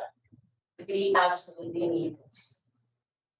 The other reason I'm supporting it is because of Councillor Dallas. In the last time we were having these discussions, we put some excellent thoughts out there about why we need more housing, more affordable housing, more attainable housing for all of our people. I live in this extremely beautiful, big, huge lot that have so many people living on. It's me, my husband, we stop traveling, my God. We don't need all that space, but I'm not going to give up my garden just yet. But we had to go home and thinking about it, Councilor Dallas, and I appreciate that. And that's one of the reasons I support this. I have 3 young adult children, and we all need places to be. They are not living how they want them to, so we have affordable housing here. The questions I do have, one is, I would really like for you guys to tackle this while we are here so we can understand what's the difference between TC5 and the R6. What does that actually mean in practical terms? If I understood that part, but what does it mean when we say that no appeal directly, so I would just really like to understand that, what those options are there. Another thing, the traffic in the alley is real. I would like for it to be paved for me, and I would like everyone else to drive in potholes. So they have, I understand that my certain calls from you guys will be struggling with that. But absolutely, I want it to be there. And the other reason I chose this last opportunity to talk is it's who will be impacted here. I'm the next door neighbor. My name is Barb Walker. I live right next door to this place, and it's going to be wonderful. And I want there to be changes. And I hope first of all the dandelions go and that is not yellow, right? So there will be impacts, and I hope to hear the sound of people. I hope to hear the sound of families, of children, and when I heard that maybe a cafe in the future, I'm thinking muffins. There's going to be good impacts. We need to bring more people to the downtown core to absolutely, I think, revitalize it. I'm also grateful that DARP exists, so we still have that oversight, and I think that's oversight that the puts into their community. So, if you have questions, I absolutely support the work that they do, and it's heartwarming to see all the different people that come to support them today, very much so. And I hope that I trust that you guys will do great. Thank you. Thank you, Ms. Parker. Nice to state your name there, Barbara. So Allison, somewhere to 17 hours. Yeah. So anyone else who wishes to speak and is deemed affected by this decision, now's your opportunity to speak.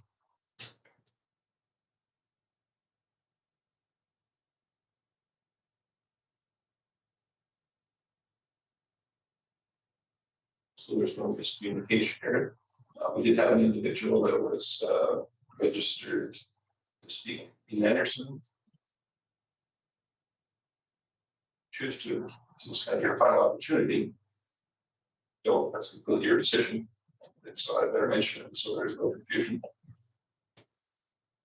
I'm not seeing anybody stepping forward, but I will offer one more time. Any person deemed to be affected and wishes to be heard. This is your final opportunity to ask yourself.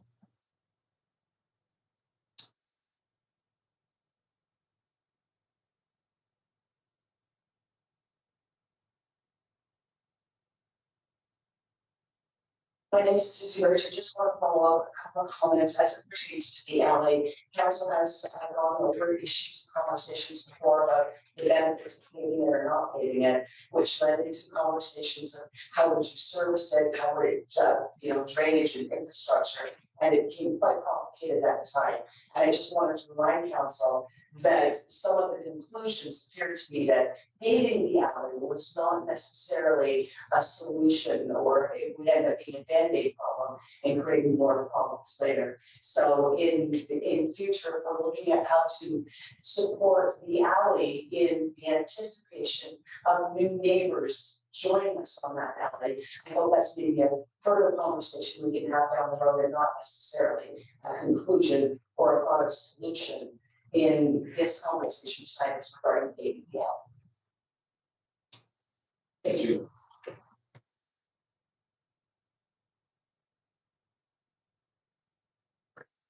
The choose to speak on the mask one more time. Any person deemed to be affected wishes to be heard, please do so now. Very good. That concludes our public hearing. It is 7:06 p.m. and I declare a public hearing for bylaw 405.5, bylaw 308.1, and bylaw 400.73 now closed.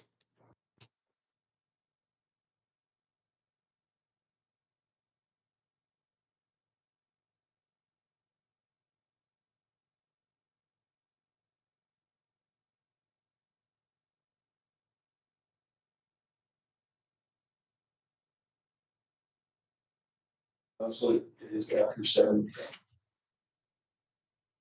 Is there for a short recess? To anyone. See, and so we will continue on. Very good.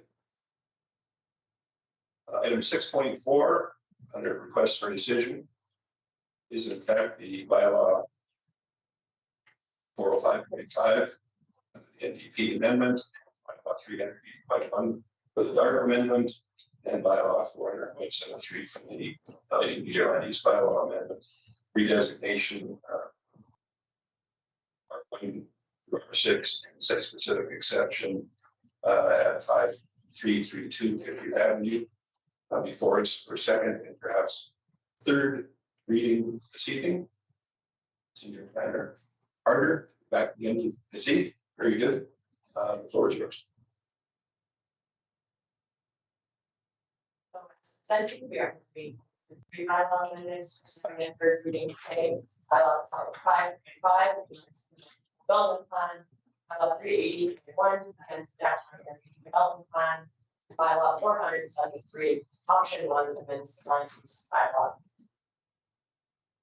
So administration recommends that council do second and third reading bylaw 5.5, bylaw 380.1, and bylaw 473, option 1.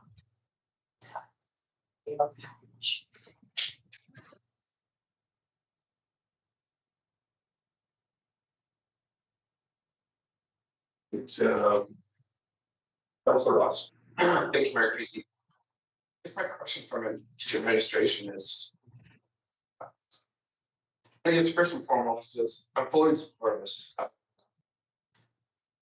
Sometimes you're in council and you have some bad days where you get it's just an email or a phone call, but these are the nights that you personally think, wow, you go through some life changes where you need that crutch, you need that support network.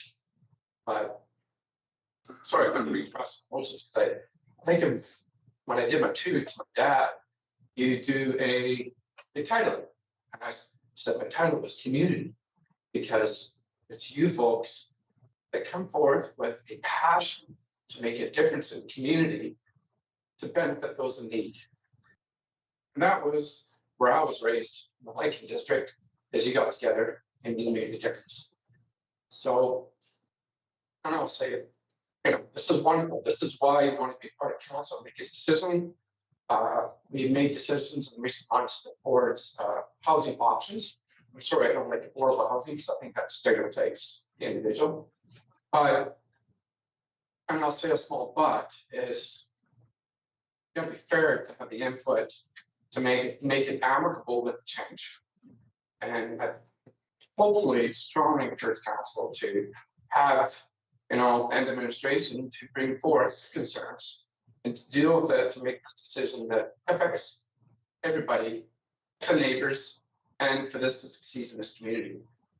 So I'm gonna ask, I guess, more or less administration, why somewhat are limiting the input by option 1.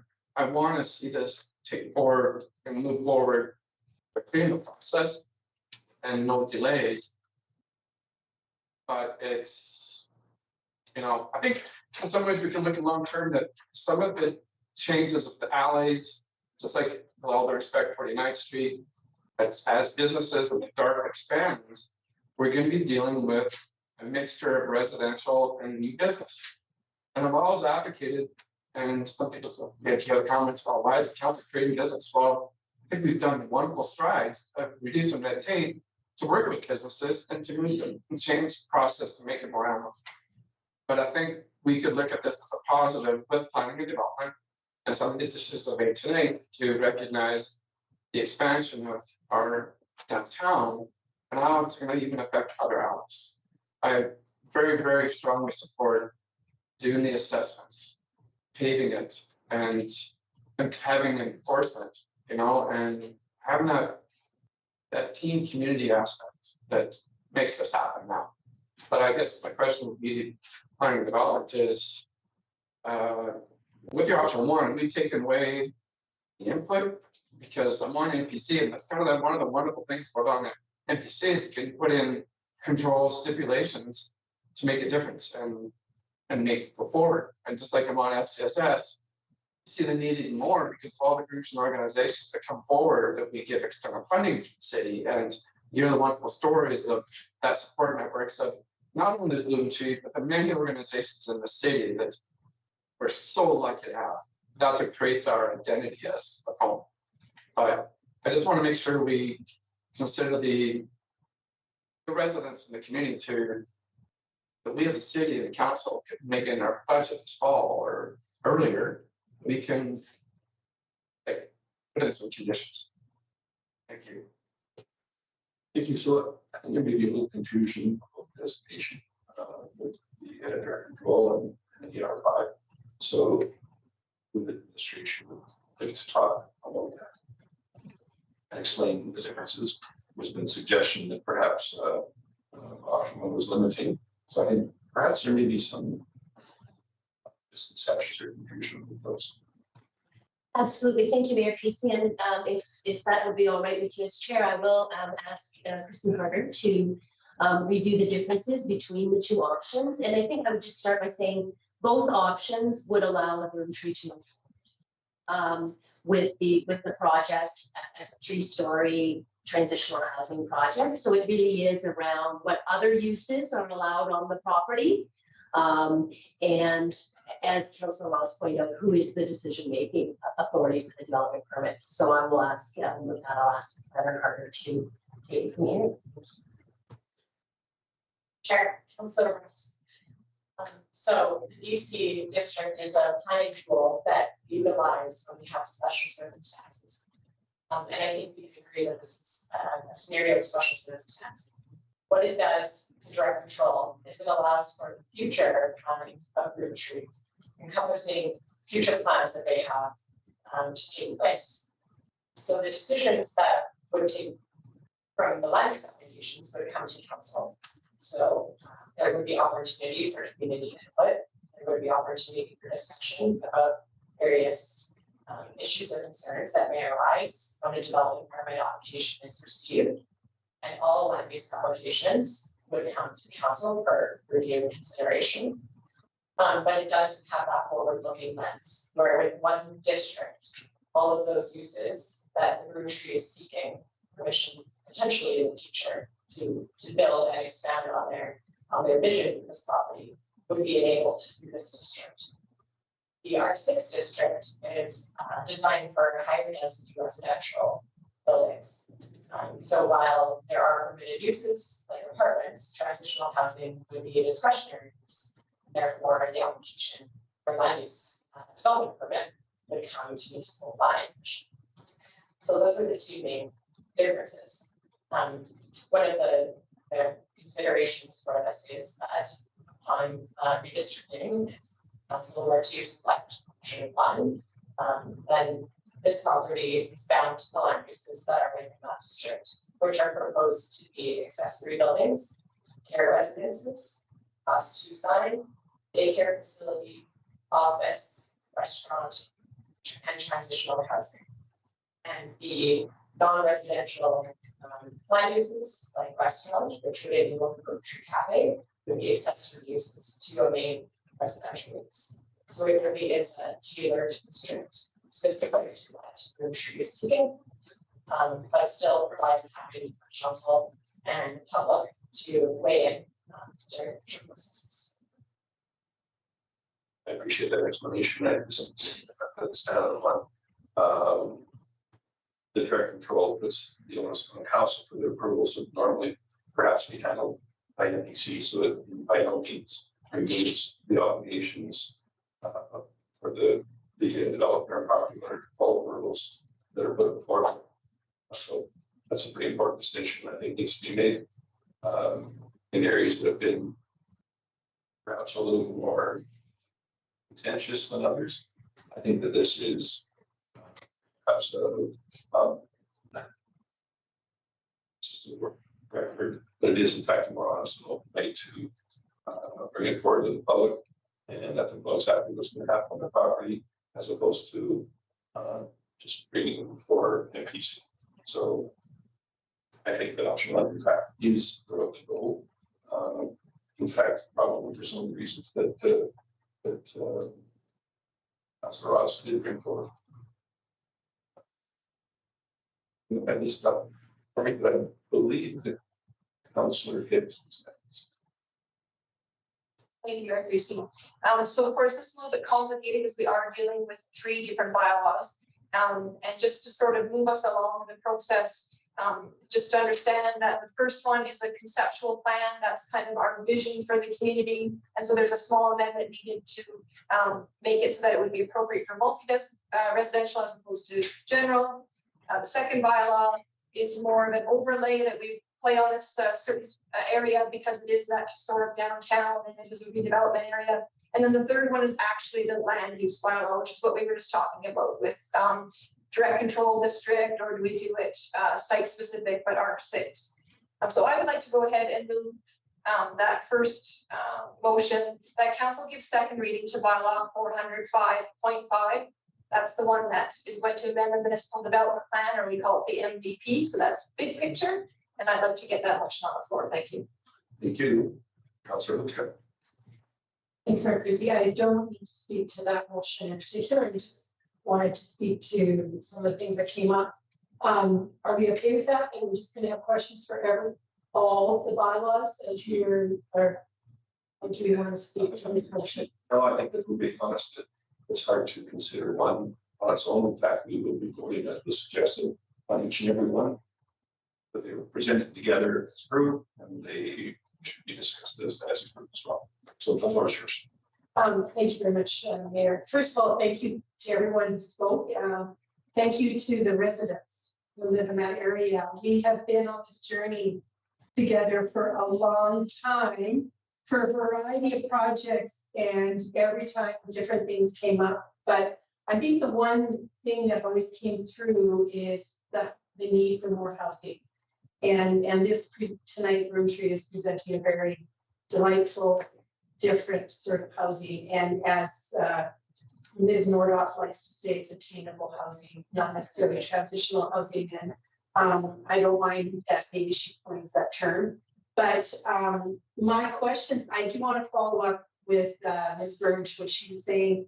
Can administration answer any of the questions when it comes to the need for improvement in the alley and parking either in the back or parking on street? Like what are the things that we are going to suggest, or what can we offer to the citizens tonight?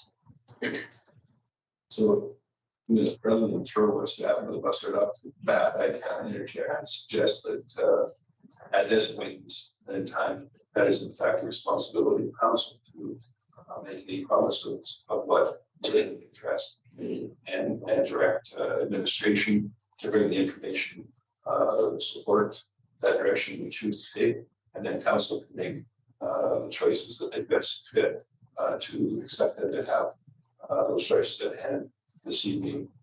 I think it's unreasonable, but perfectly valid for the public to ask, and I think reasonable expectation of that they be addressed.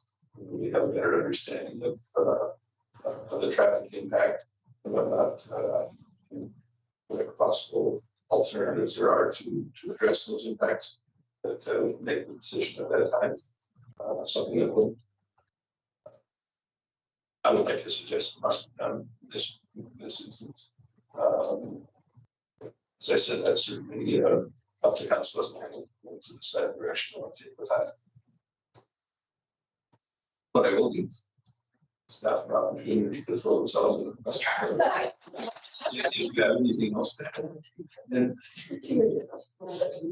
I'm scared. No, after that, but maybe just under, and not under the whole bus, but the existing access from 50th will not be permitted at this site. It is rear access only under the DERB and under the arterial guidelines. And so existing accesses have been grandfathered in, but right now they're not permitted under design guidelines. But as you say, council can make a different decision, but that's for current guidelines for access. And I do not believe there's parking on 50th Avenue in this location. It's on the street.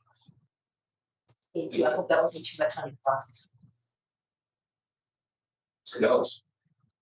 Thank you. I have a few comments, but now I have an additional question based on this. When you say no front access, that means no driveway access, but people can still walk from the sidewalk to the building.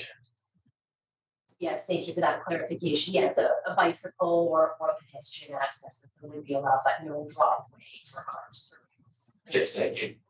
And then I look forward to finding more about the parking because I see 50th right there. I guess I'll do this in the order of questions, and then I can just make a statement after, if that's all right. The one piece of the amendment is adjustment from 2.5 story to a 3-story. How many meters is half a story that we would see in a physical height change? Is it the height of myself, or is it an actual tall person?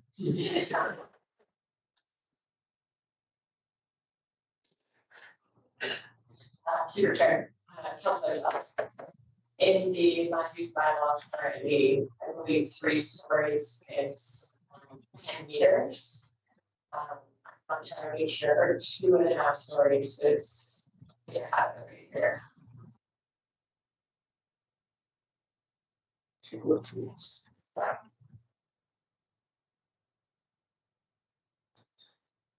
So 4, it has 4 stories, sorry, I just had number 65 feet, but perhaps we have to provide, you can look it up. 4 stories is 17 meters and 3 stories is 10, so I would say it's about. Okay, that's enough of a rough idea for me. Thank you. If I continue.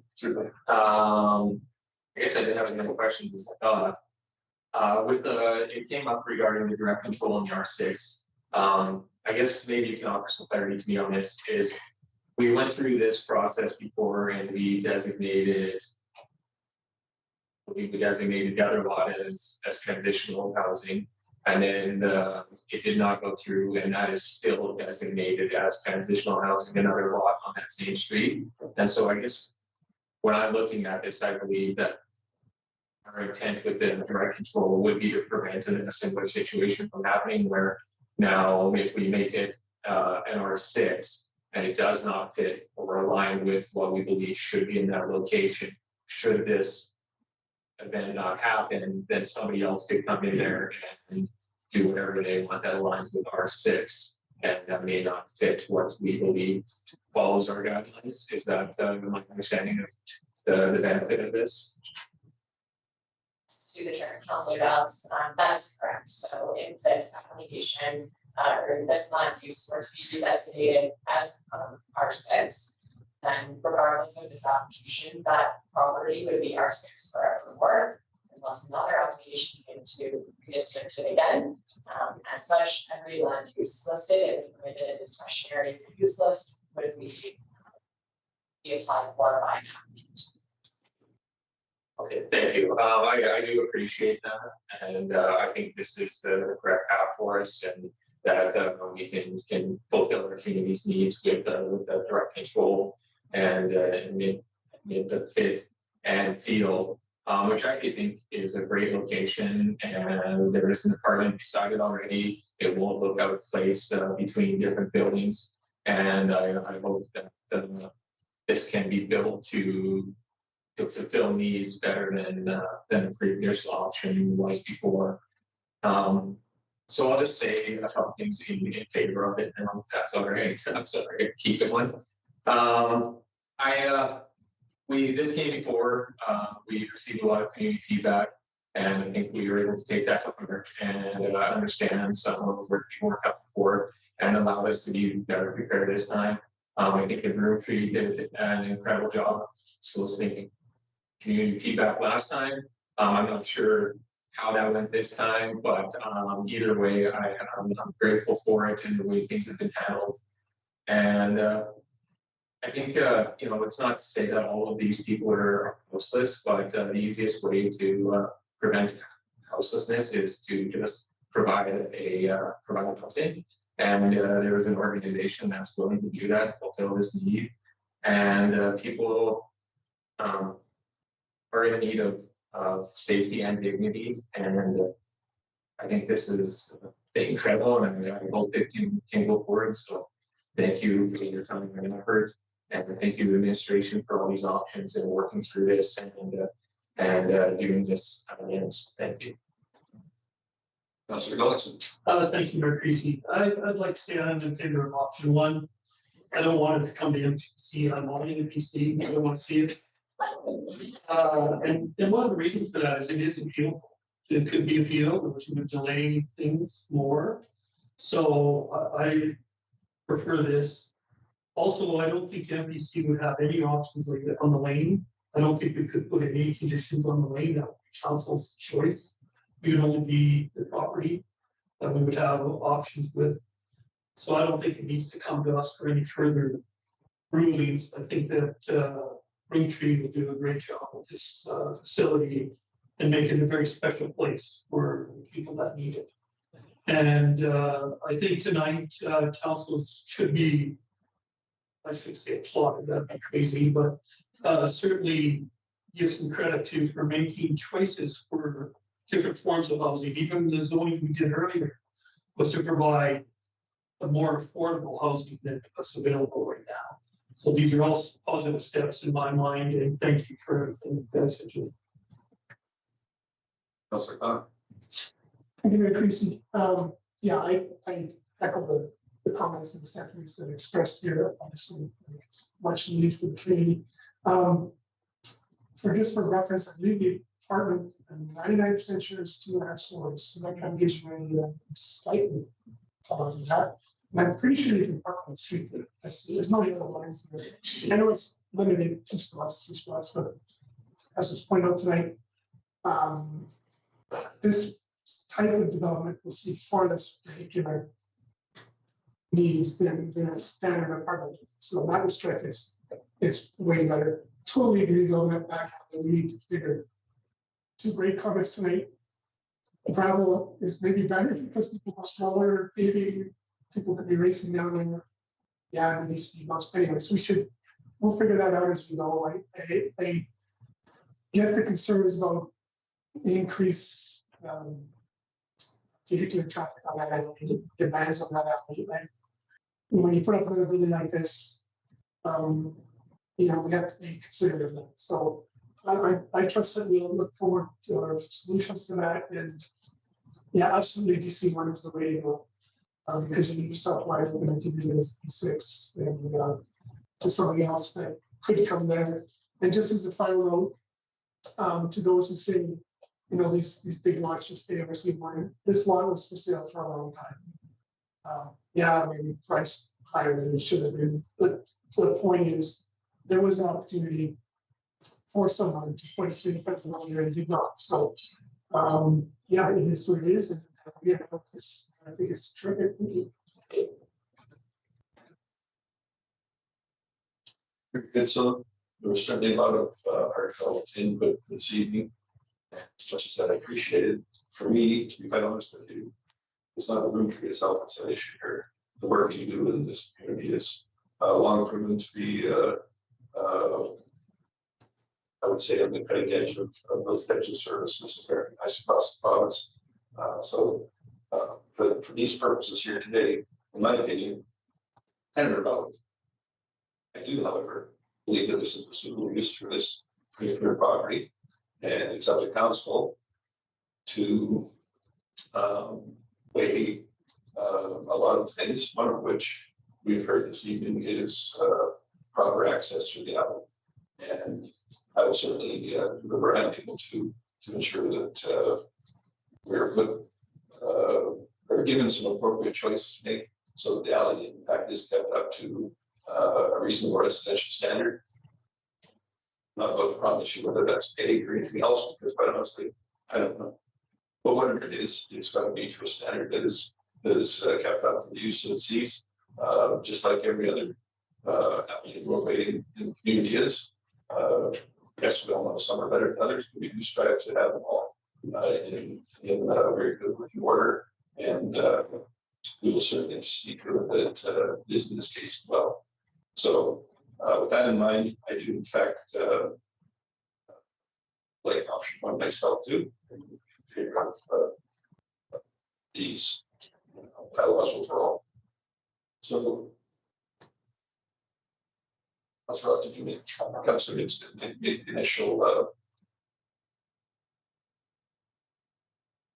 motion for. Where did that list here?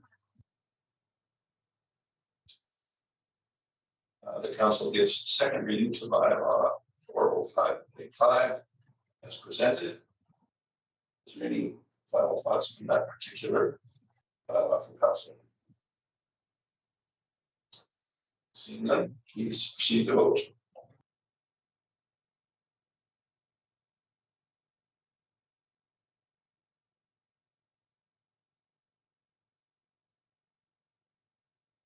Second reading is as to approved. Councilor Gibbs.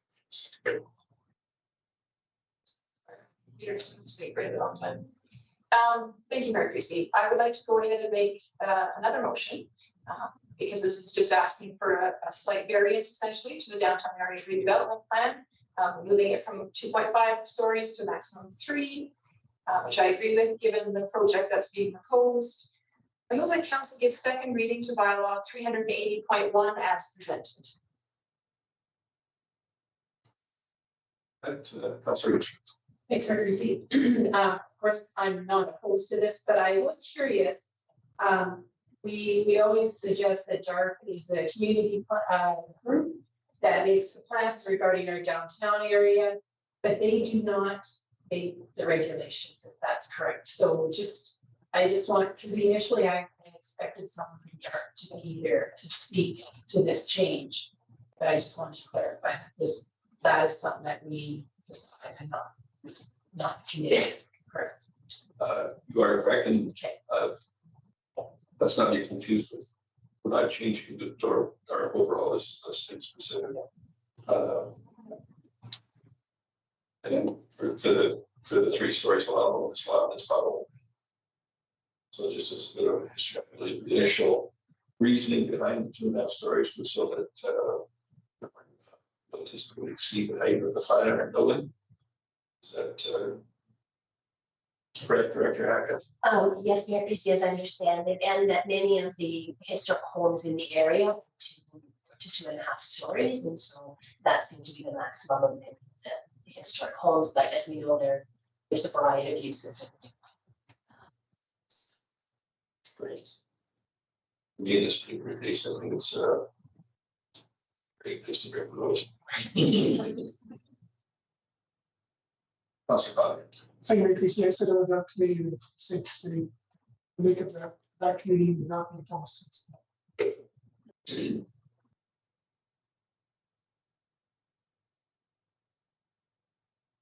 Not seeing any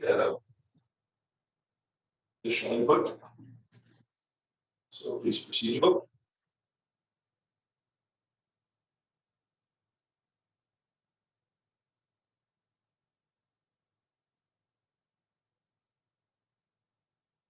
With respect to bylaw 380.1, the 3-story bylaw, confusion. Vote is called up by yours truly.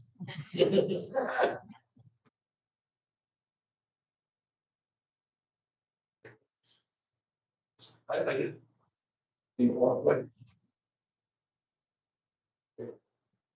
We're good, I'm very good. That is unanimously in favor. For second reading. Mr. Phillipson. Thank you, Mayor Creasy. I have a question regarding the next motion. When we made the first reading, did we talk about option one?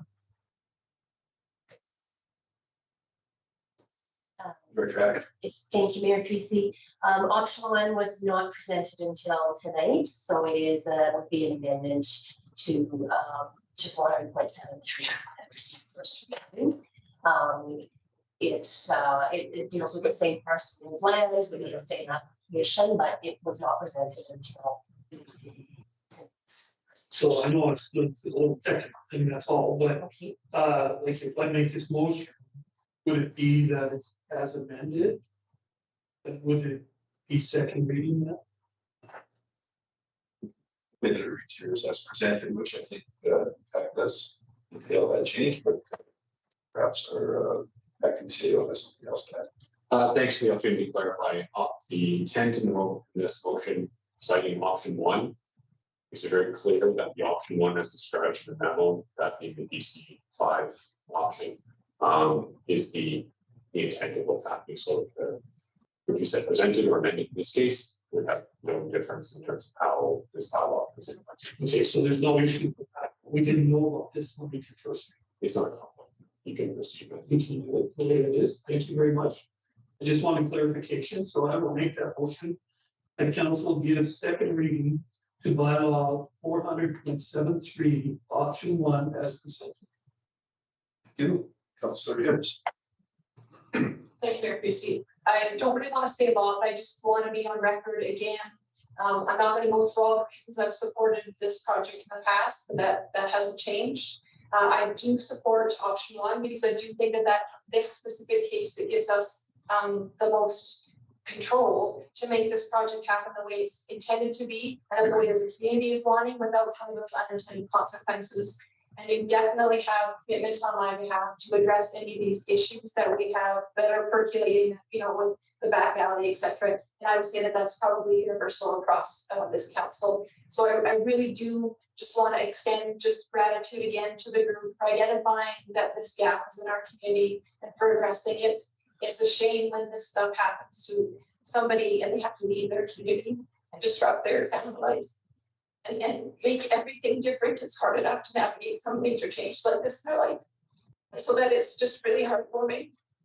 And we have community people that are willing as part of this organization, or even people at large that are willing to support this organization and this important work. So I just really want to say thank you for being so just keeping after this project and making it happen. And I'm really proud that I get to be part of that in my role today. So thank you. Any additional input? Before us now, then that council consider second reading of bylaw 400.73, option one as presented. Please proceed to vote.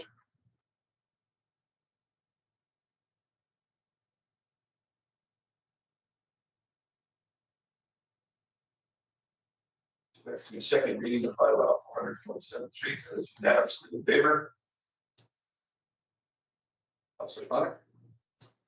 Mayor Creasy, I was just going to suggest we keep the momentum train going here, and so move that council resolve to consider the third reading of bylaw 400.5, 405.5 at the same meeting, the second. Thank you, Councilor Ross. Thank you, Mayor Creasy. Now, I'm looking for some clarification on the process going forward with some of the concerns by going through third reading. Obviously, hear the energy, and I'm mutually in both parts, but process could the administration respond is how will the concerns be addressed to the citizens in the same respect as getting third reading going forward, and so that council can address it so that it's amicably moving forward and positive for the whole entire area. Acting CEO Thompson. So should council pass bylaw 400.73 and creates the DC 5 district, that means the development permit application would be reviewed by staff, but brought forward to council for approval. And what we've heard tonight is some concerns or quite a discussion around traffic and the lanes. So we're aware of I guess we're paying attention to that. I should say that, what council's sentiments may be around the lane and the improvements, so that we can put forward recommendations to council that are aligned with the council's wishes are. Ultimately, it is council that will be deciding applications, so upon seeing the application, council can make decisions around conditions and things that are required to support, including capital projects or other projects that maybe city choose to put in place through a budget approval that are outside of the process. And so basically right now we're kind of in a bit of a limbo and listening, paying attention to what you're all saying, and depending on the votes tonight, and if this passes, then and the application that's brought forward by the applicant, we will be crafting a report for your consideration, likely in your future.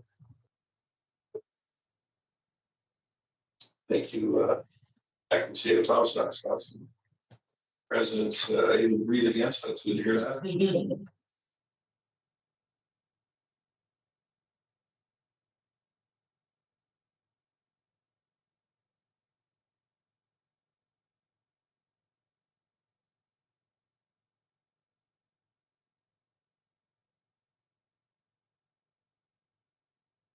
Not that it makes any confusion with 3 times 3 solution study. Here, I just want to make sure I'm in the right spot here so as not to cause any concern. So, motion before us is the council resolves to consider the third reading of bylaw 405.5 at the same meeting as the second reading. Any additional input?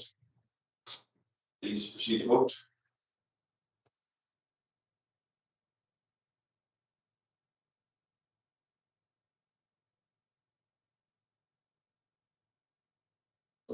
Bylaw 405.5 is in fact eligible for a third reading with that.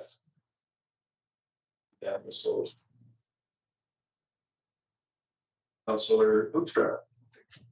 I'd like to make a motion that council resolves to consider the third reading of bylaw 380.1 at the same meeting as second reading. But I still think this is in relation to the dark changing the 2.5 to 3 stories. I did want to still comment. Nobody commented on this third story that this architect could build that you can't see. I'm watching you to see. Sorry.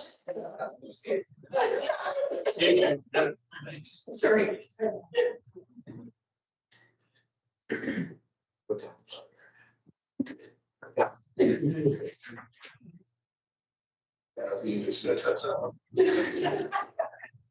But we do look forward to seeing them across.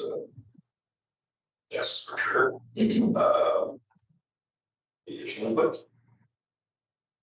Respect to considering third reading by bylaw 3.1 at the same meeting as second reading. Please proceed to vote.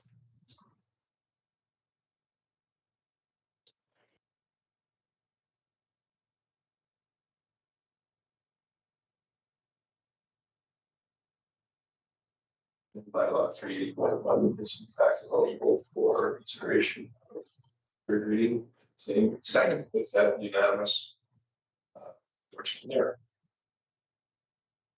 Councilor Ross. Thank you, Mayor Creasy. I'll go ahead with 2C, that being that council resolves to consider third reading of bylaw 400.73 option 1 at the same meeting as second reading. With as presented or like at the end, or is that all? Or again, you're just all right. Thank you. Just making sure. Good. I've seen a bunch of light spots. Please proceed to vote.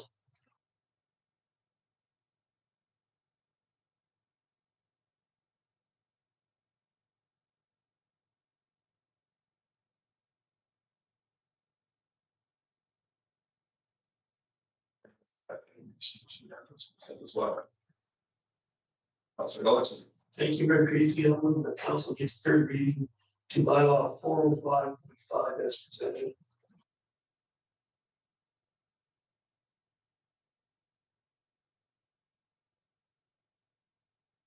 So I think you're ready to go here. Nobody wanting to comment, so we can go ahead and vote, please.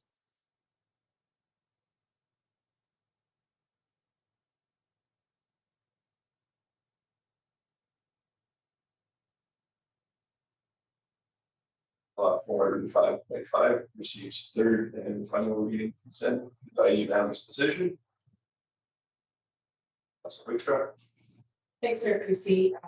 We were asked tonight to fast track this and we are doing it.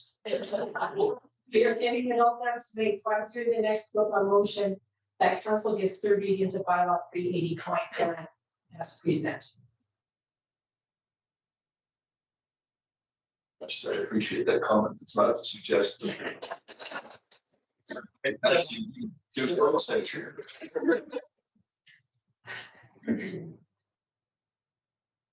Comments? Let's go ahead and vote.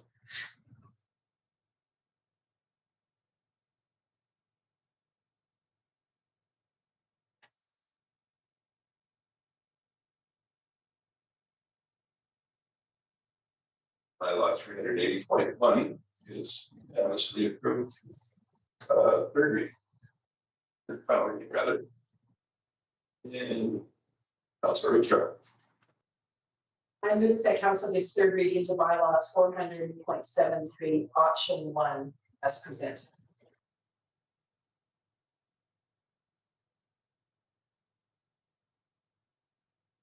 Have a piece of influence that per se is together. Let's go ahead and vote.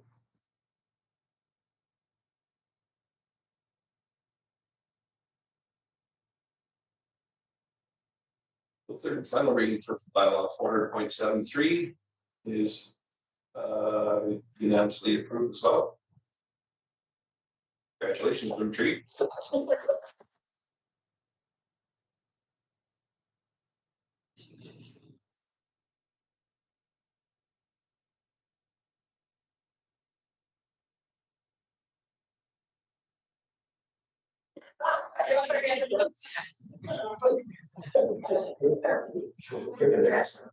It's so much fun. We've had this for a while. It is today. Suggest that we have a short recess. We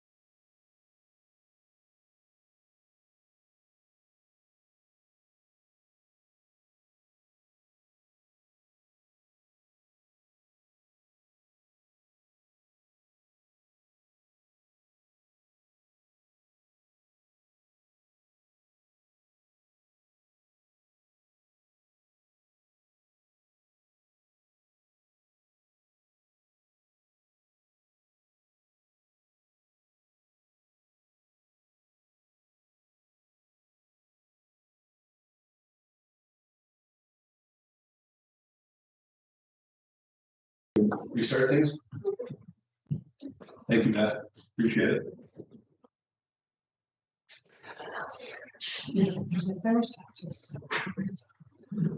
So, continue on, rather, we are at, request for decision on your agenda, item 6.5. Director Alderson, you've got for us the Wolf Creek School Subdivision, school division rather, playground replacement project for us. Thank you, Mayor Creasy and Council. Administration seeks direction on supporting Wolf Creek School Division, the playground public school enhanced for $80,000, and that's at the JS McCormick Upper Elementary School, and paving of the parking lot at the Lacombe High School of $81,000. So some context for this: the school playground are at the end of life and not meeting the CSA standards. Alberta Education does not fund playgrounds, and Wolf Creek School Division has no funds for this project. Society is denying funding from the city's community builder fund. So administration has a proposed solution to initiate a land discussion with Wolf Creek School Division. The city would contribute the funds needed, $160,000 in exchange for 3.2 acres of school land located just north of City Hall. So the motions for council tonight are to direct administration to initiate discussion with Wolf Creek School Division or in regarding the proposed land acquisition in exchange for contribution of $80,000 to the Lacombe Public School Enhancement Society for its playground replacement, and contribute $81,000 for the parking lot improvements for Lacombe Composite High School. Alternatively, council or administration to advocate on behalf of Lacombe Public School Enhancement Society to the Wolf Creek School Division regarding the upgrades, or approve a one-time contribution of $80,000 to the Lacombe Public School Enhancement Society, or defer consideration to the budget or to the side of it in 2026 budget. Any questions? I'll answer. Thank you very much. Councillor Connor. Thank you, Mayor Christie. So I missed the initial discussion on the playground. I missed that particular meeting. Just a couple of comments. I like the way the administration has put this motion together. I support it. I think it's a rather innovative way to get something in return for something else. And I appreciate that thinking outside the box. I think, sure, we'll give you the money, but we want something in return. I think it's terrific. However, even if we were getting something in return, I think I would support this either way for a couple of reasons. One, I get that it's precedent setting when we support playgrounds in public, in school years. However, there's crossover there. I mean, it's used by the school, but it's used quite a lot by the general public as well, right? I live by Terrace Street School, and when my kids were younger, the closest school was the playground school, or playground. The closest playground was the one by the school, and that's where we went with my kids initially. So we used it all the time. A neighbor across the street now, she has 2 kids under the age of 4, and she goes there constantly. So these playgrounds are being used by the public. There is crossover there. I don't think we can differentiate and say, well, those are playgrounds for the schools only, and they should be responsible. I support the idea of supporting these schools with these playgrounds because unfortunately Alberta Education does not. The same thing goes with that parking lot. Many times the members of the public are in that parking lot. So they go to the basketball courts all the time and see guys in their mid-30s and 40s, 6, 8 of them go there to shoot some hoops. Where are they parking? They're parking in that parking lot. So there's a crossover there. Right? I get the idea of precedent, but if it was solely used by just the school, okay, that's one thing. But no, the playgrounds, that parking lot, are being used by the members of the public as well. So I support the ideas of supporting them And I support this motion, especially given the fact that there's a good chance we need some right in return. So thank you. Councilor Ross. Thank you, Mayor Creasy. Manager Mitchell's been on holidays, but I wanted to discuss even our whole playground program. Do we really need 24 across the city? Should we be consolidating to create more better, more accessibility to work with this group that could be a strong input into our playgrounds for the schools as well? As Director Hack at Sea taking some notes, I would be as being on the Rec and Culture Board. I think that's something I think we need to reevaluate, because we're already facing as a rec board that $150,000 does not get you an accessible playground, does not really, like, I want to label on where I live is 450. I'm not saying it has to be all that, but there's I think 24 across the city at 150 each. I think could we be replanning it, using some money more wisely, and do we really need 24? I think we have to adjust that in future budgets, because this playground, it's frustrating to see that 150,000 doesn't do a lot. But I do strongly support this motion. It's creative. It's a win-win for everybody. It's a start. It's one thing I think we're gonna have to figure out in future budgets is playgrounds aren't getting it done by the provincial level. So I think this is what I think the Rec and Culture before the summer break or the budget. I think we need to look at things differently. Thank you. Councilor Dallas. Thank you, Mayor Creasy. I guess I have, I've thought that questions. Question number one, was a school board trustee or a school board invited to either previous meeting or this meeting to be a part of discussions for their property? Acting CEO Thompson. Not specifically that I'm aware of, but Porter Melbourne, no, so no, not specifically. Okay, so I think in the future, we definitely should be encouraging them to be attending these conversations when we're trying to do asset planning for their facilities. I spoke to a school board trustee from another division, and they said, absolutely not, we should not be financing their property. That is their responsibility in their budget planning. So I struggle with that. I really like our option here that has been presented, that we can support this, but this isn't the way it should be for just handing over money without anything in return. I do agree that they do provide community playgrounds, but yeah, we provide 23 of them otherwise, and I think people are transitioning to go use the ones that are better and safer based on this need. I'm not in a school board trustee position, but $20,000 a year per school buys an incredible playground after 15 years and proper budgeting and planning. We have our local MLA coming to visit us soon. I think we can certainly bring this topic up regarding education funding.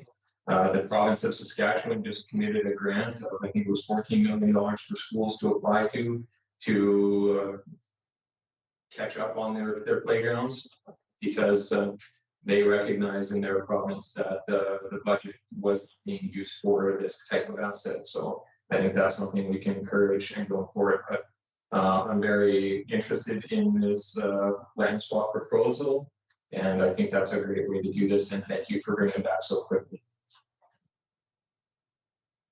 Thanks, Councilor Dallas. I guess just one thing to point to here, that with the recommended motion, we're basically being asked to direct administration to initiate discussions about this. So I think that may have been a little premature, in fact, to invite representatives here this time before administration even knew if in fact council supported us doing that at all. But your response was surely taken.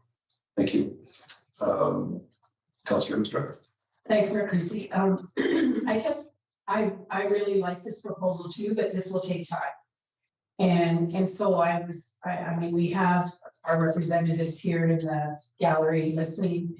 And I think they would like the money sooner than later. So I was curious if there could be a combination, like, I guess I would support the motion as it stands, but is there a way of that they could get the money sooner-ish? And what one part I was thinking was, could we evaluate which playgrounds are used the most in our community? And then that's why we could justify that we should be contributing this amount of money to this playground. It's just a thought. I know that doesn't fit in with this motion at all, but how do we help this group sooner than later in the context of this suggestion? I guess that's because this could take a while. Or do we have an idea of how long this will take? Well, I think what this group hopes to do is leverage the contribution from the city of Macomb, potential contribution from the city of Macomb, along with their in-kind donations and what they have raised so far, to get matching grants and raise over $300,000, $216,000 to partly fund phase one of what they want. I think that, is there a way to do it? Yeah, for council to approve the authorized funding. But I don't know if there's a way to do it and still have a position at the table to get something forward. And so I do think it does take time. We can be quick in terms of initiating those discussions, but it is dependent on the willingness to respond and how they respond and how we proceed with the next steps. Thank you, Mayor Creasy. I like this proposal also. I like the fact that the land is where the ball diamond is that we're going to improve. If we put them for our home where it's supposed to go. So it's land is slated for recreation, so it would be a good addition to us. And to the schools too, because they have to understand that this land isn't going to disappear from their use. The ball diamond will be there and they can use it for recreation themselves. So I think it's a win-win for everybody, and I hope they jump on it quickly because I understand you need the funding and commitment. And I look forward to that. As far as cutting back on our playground, I don't know, like the one in Hearthstone might be one of the first ones going, according to Councilor Roth, maybe by usage. But I'll tell you, there's my grandkids have enjoyed it a lot, and so on. I'd hate to see us lose any of our playgrounds. I think they're all being used quite well. So, any new idea? I certainly see validity in this land swap. It's a portion of land that quite honestly, I don't see a particular convenience or value to the school board. And I see this as a real terrific way of them getting something that they desperately need. As much as I like to see these new facilities for everyone, in this particular case for the city just to outright fund it without this land swap, I would certainly not be in favor of. I think that there are other avenues, and there certainly would be much incentive for the provincial government to step up and fund these if in fact we stepped out and did it on their behalf, which quite frankly is very wrong in my opinion. The reason that they aren't funded now is because obviously it hasn't been important enough to them for us, which is sad, but that's where we're at. And I think see this as a very creative way of pushing things forward for what I assume will be quite a wonderful project. Sir Connor. Thank you, Mayor Creasy. Just going to zoom up to the motion here and make it here. Just a couple of comments I wanted to just comment on. I agree with Councilor Alex. You can't have too many playgrounds. I was especially born out during COVID, for example, like passive recreation. And times like that, playgrounds and stuff like that would be massively used. They're not as used as much as we'd like, but you can't have too many of them. And yeah, to Councilor Dallas, having sat on a school board, in a perfect world, I think school boards would love to give money to playgrounds, but it's just the budgets are tight. It's very, very difficult. You're right, we should speak to the MLA and say, hey, we need more funding for education, especially for things like playgrounds too. That's when that conversation needs to happen. In the interim, yeah, I really like this idea when we get something for nothing into those in the gallery. Yeah, this is not quick, but it starts the conversation. I know that might sooner than later, but it just shows that we're behind it at least, and we'll throw the ball back to the free school board and see what they can do when they have their discussion. So to that end, then I would still move that council direct administration to initiate discussions with Wolf Creek School Division Board regarding the proposed land acquisition in exchange for a contribution of $80,000 from the Cook Public School Enhancement Society for its playground replacement project, and a contribution of $81,000 for parking lot improvements at Coles Secondary Home Cost High School. Thank you, Councilor Ross. Thank you, Mayor Creasy. My intention is not to take away from the citizens. My intention is to review all the playgrounds that we have. We do not get we get very few accessible playgrounds with what money we're spending at $150,000 playgrounds. So do we consolidate two together to make an accessible one where it's to all? It's just not, we're utilizing the tax dollars that's within the budget, but does it make more sense at certain locations to merge a couple to make it accessible? Because there is very few diamonds that are hard surfaced and more user friendly for those in need in those areas. That's all.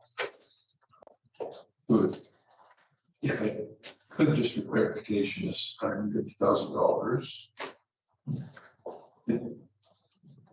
So I believe that's not per location. That is an allotment per annum the council puts forward towards playgrounds, is it not? And that's why in the past we've chosen to do upgrades, perhaps on a second-year basis, so there's double that amount to go forward. I don't believe we've ever accomplished a build in recent memory for the $150,000. So we already do that pooling of resources to provide a higher level of quality of product across the city. Was there something else you could add? As being on the record, what we have budget currently as the selection and design selection that we have entailed is approximately $150,000 per build. And that is becoming very difficult to get a playground for that one playground. So they are approximately, I think we've been doing 2 every other year, if I remember correctly. Councilor Dawes. Thank you. First of all, I misspoke. It wasn't $14 million. It was $4 million for the Saskatchewan government. So I'm going to give them. So that was way overreaching. And I think I sounded short, and I apologize for the members of this committee because I'm not upset or bothered by you, and I appreciate your efforts. I'm just extremely frustrated by the education funding and our school board that is left you in a position to come here to do this. Then I believe also to Councilor Ross's point, we did our rec assessment, and it was brought forward that we could certainly evaluate whether or not we bring playgrounds back in playgrounds, whether it was pickleball courts or something else that was a choice that we could make to do in the future. And I think that's a great one to continue to evaluate those. But so thank you. That's just my correction comments. Thank you, T.O. Thompson. So I have the 10-year capital plan and for 2025, we don't have any capital projects for playgrounds this year. In 2026, and then every second year thereafter, we planned for $400,000. So I earned that relatively 7 year. That's what's in the capital plan today. Thank you. All right, the motion before us then that Council Direct Administration initiate discussions with Oak Creek School Division Board regarding the proposed land acquisition for contribution of $80,000 to the Public School Enhancement Society for its playground replacement project and a contribution of initial $81,000 for parking lot improvements at Nicole Secondary, Lacombe House High School. Any additional input? Please proceed to vote.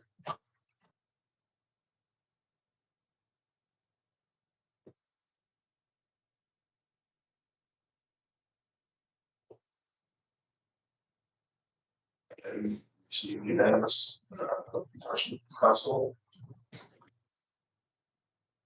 So everyone.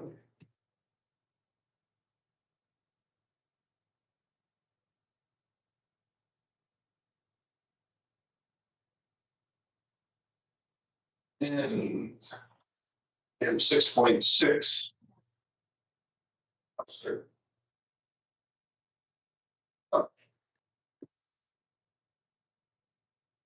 By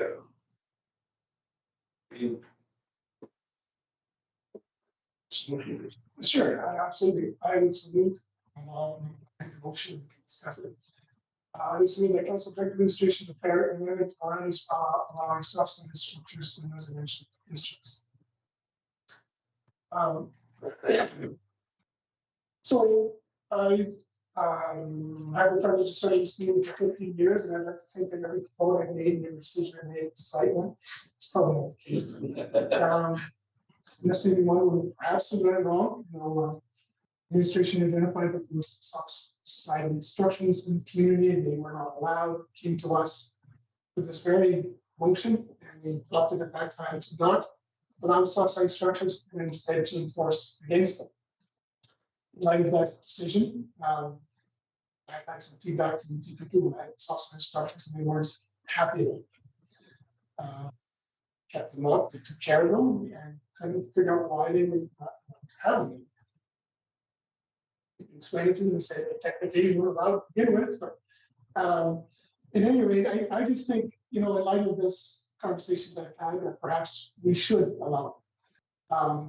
Now, the caveat being, of course, with some stipulation, some direction to administration as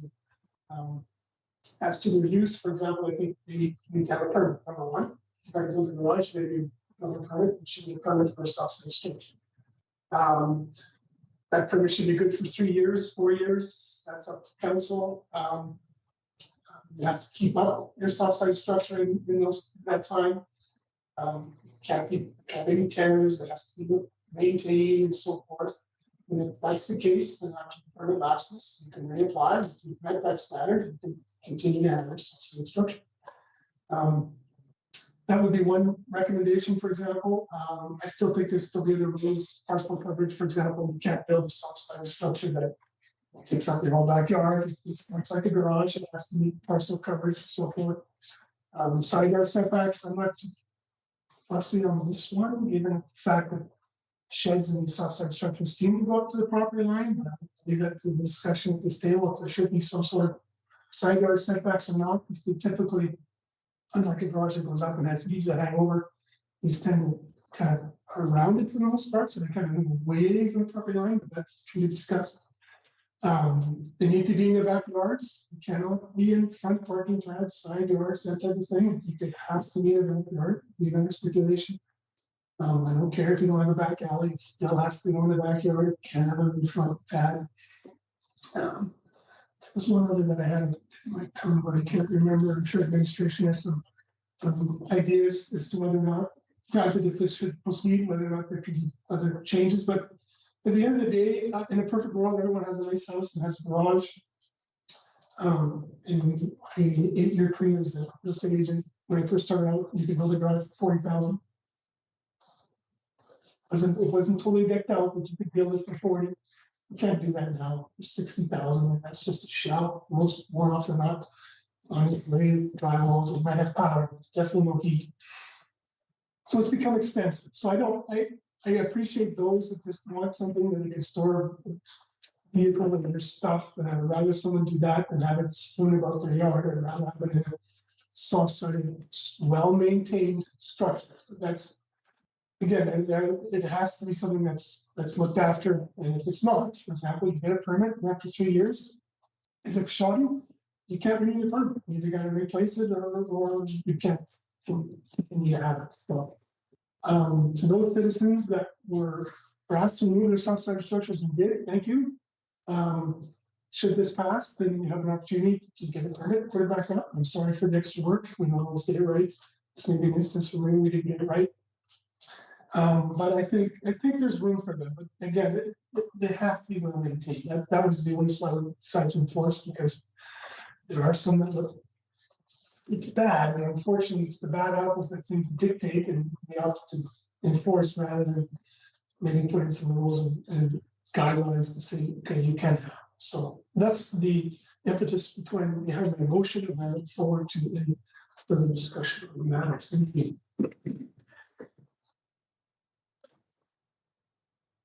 Mr. Bulletin? Thank you, Mayor Creasy. I agree with Councilor Koenig, most of it. I think this was an error on enforcement more than anything else. If we'd enforced this from the start, it would have never been an issue, because there would have not been any single-sided structures. And I think it's the same thing with this. If we do allow it to continue, enforcement is the key. The follow-up on that 3-year permit, or 4-year, whatever the number is, and to stay on top of things so they don't get to a point where they're unsightly and so on. So I do agree with Councilor Koenig, and I'll be supporting him. Thanks, Mayor Creasy. Thank you, Councilor Koenig, for the thought that you put into it and the ideas. I too agree with your motion. I do want to acknowledge the work that administration has put into the types of soft-sided structures that we could have considered and whatnot, and we apologize for sort of not acknowledging that work at that time, or we didn't accept it. So we're sorry that we're going back to that, or I'm sorry that you have to go through that again, because I do support this notice of motion. The biggest thing is when you take them down, then where do people put their stuff too? And like Councilor Koenig said, then it's strewn over their backyard, or as some people say, they can't afford to replace them with a $60,000 garage. So we have to be careful when we make these bylaws that it is something that citizens can respond to. So thank you. Councilor Ross? Thank you, Mayor Creasy. All due respect, I think sometimes our enforcement isn't consistent, and then you have bylaws or conditions that aren't enforced consistently, and it's when it's black and white, yes or no, you don't put people in position of making subjective decisions, and it's simple if it's yes or no, and it's getting such a gray area of what's appropriate, what's not, what's good condition, what's not. And that just, to me, seems frustrating to enforce.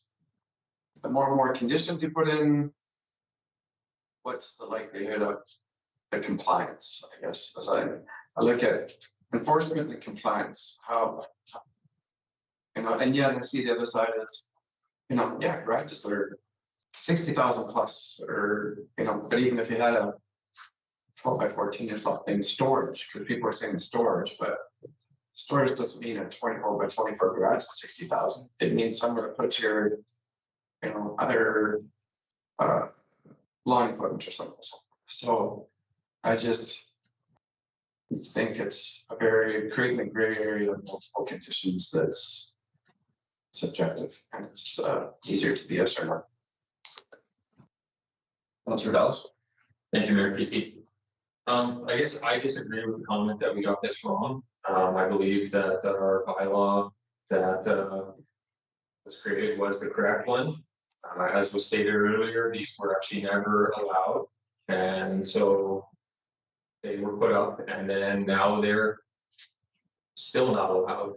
So to me, I think we're on the right path. I do believe that they are unsightly.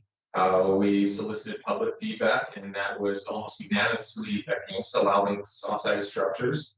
And I think if we did an even larger pool, it would still come back unanimously against these. And so I believe that the public did speak and let us know, and that I can understand that there was a very few amount of people that had these that were affected. And had I been affected, I know it would have bothered me too. And one of the questions that I was asked was, what would you do if you were in this situation? And I said, I would remove my soft-sided structure.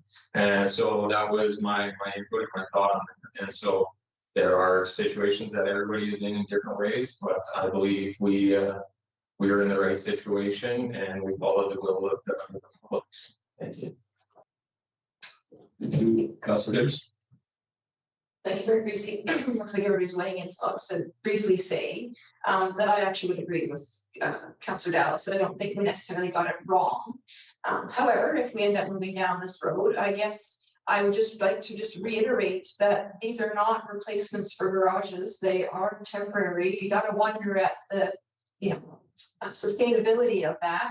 I certainly wouldn't want to see double-sized car garages now being soft-sided. Like, in my opinion, something soft-sided in this area that could potentially be okay would be very small, like temporary, like sheds essentially, or because maybe you're working on your car because you're restoring it, but you only need to do that for a season or two, and then it's a done project. I can see why you would build a garage for that. That would make sense. So in that application, maybe, but I hesitate to see us opening this wide open again. We got the memo originally had talked about how this wasn't something that was common in other areas. We should never been in this situation in the first place, but we don't need to rehash that. So I guess I don't think I'm going to be in favor of this motion, just because I don't really think we need to revisit it.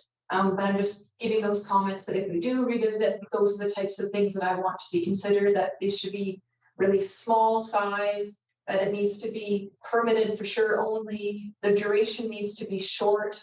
And just remember that these are intended to be temporary structures. Thank you.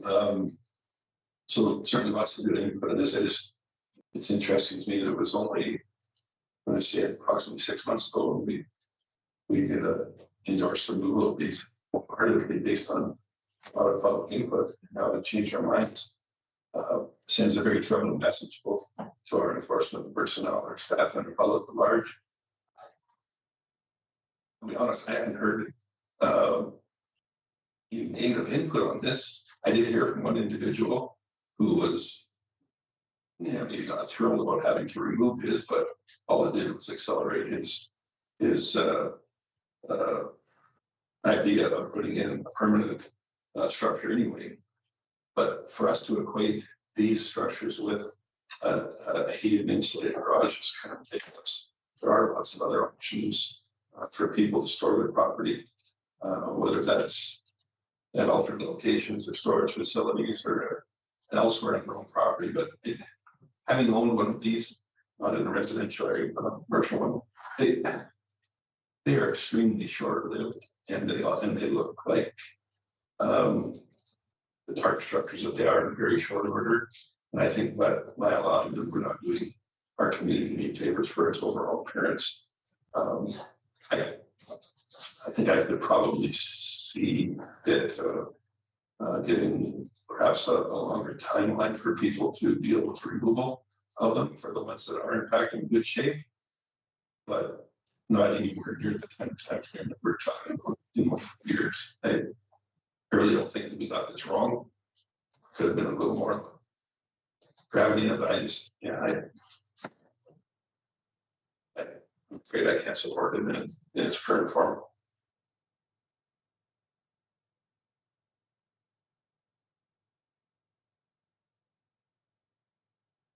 But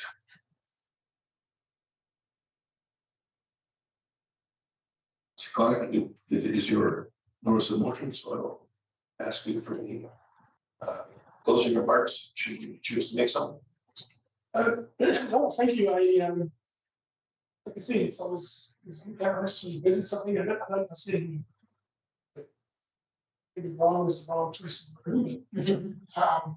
It doesn't hurt to visit something sometimes, and that's why I brought it forward, and it's the note to not proceed with this motion, so we, but that's the beauty of the watch, sometimes we can step back.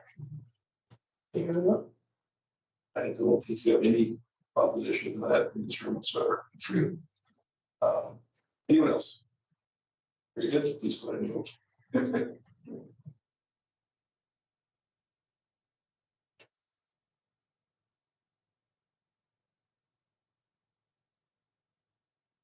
Respect to the south side of structures. That is largely defeated by 4-3 vote, I believe. It's last year there. Councilors Ross, Reese, Ellis, and Hicks voting against. And Councilors Clark, and Ellison with in favor. Thanks, everyone.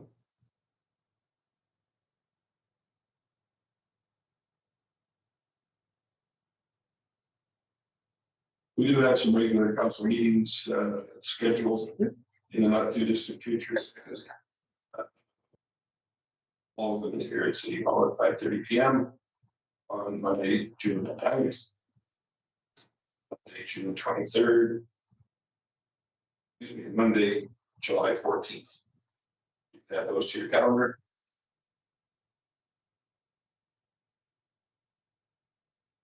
And then you move down under motion. Councilor Nelson, the floor is yours. Thank you, Mayor Creasy. My notice of motion is that council directs administration to stockpile any recycled asphalt millings from this year's capital program at the Mitchell Park for use in future project. A future project to improve the surface there, but for public parking and events such as the farmers market. Thank you. That will be brought forward at the June 9th meeting for discussion.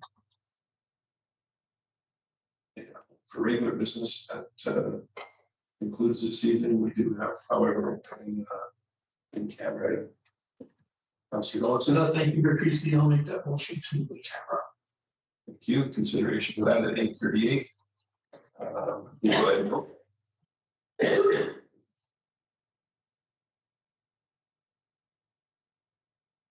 That's all it is. That's all it is. Do it.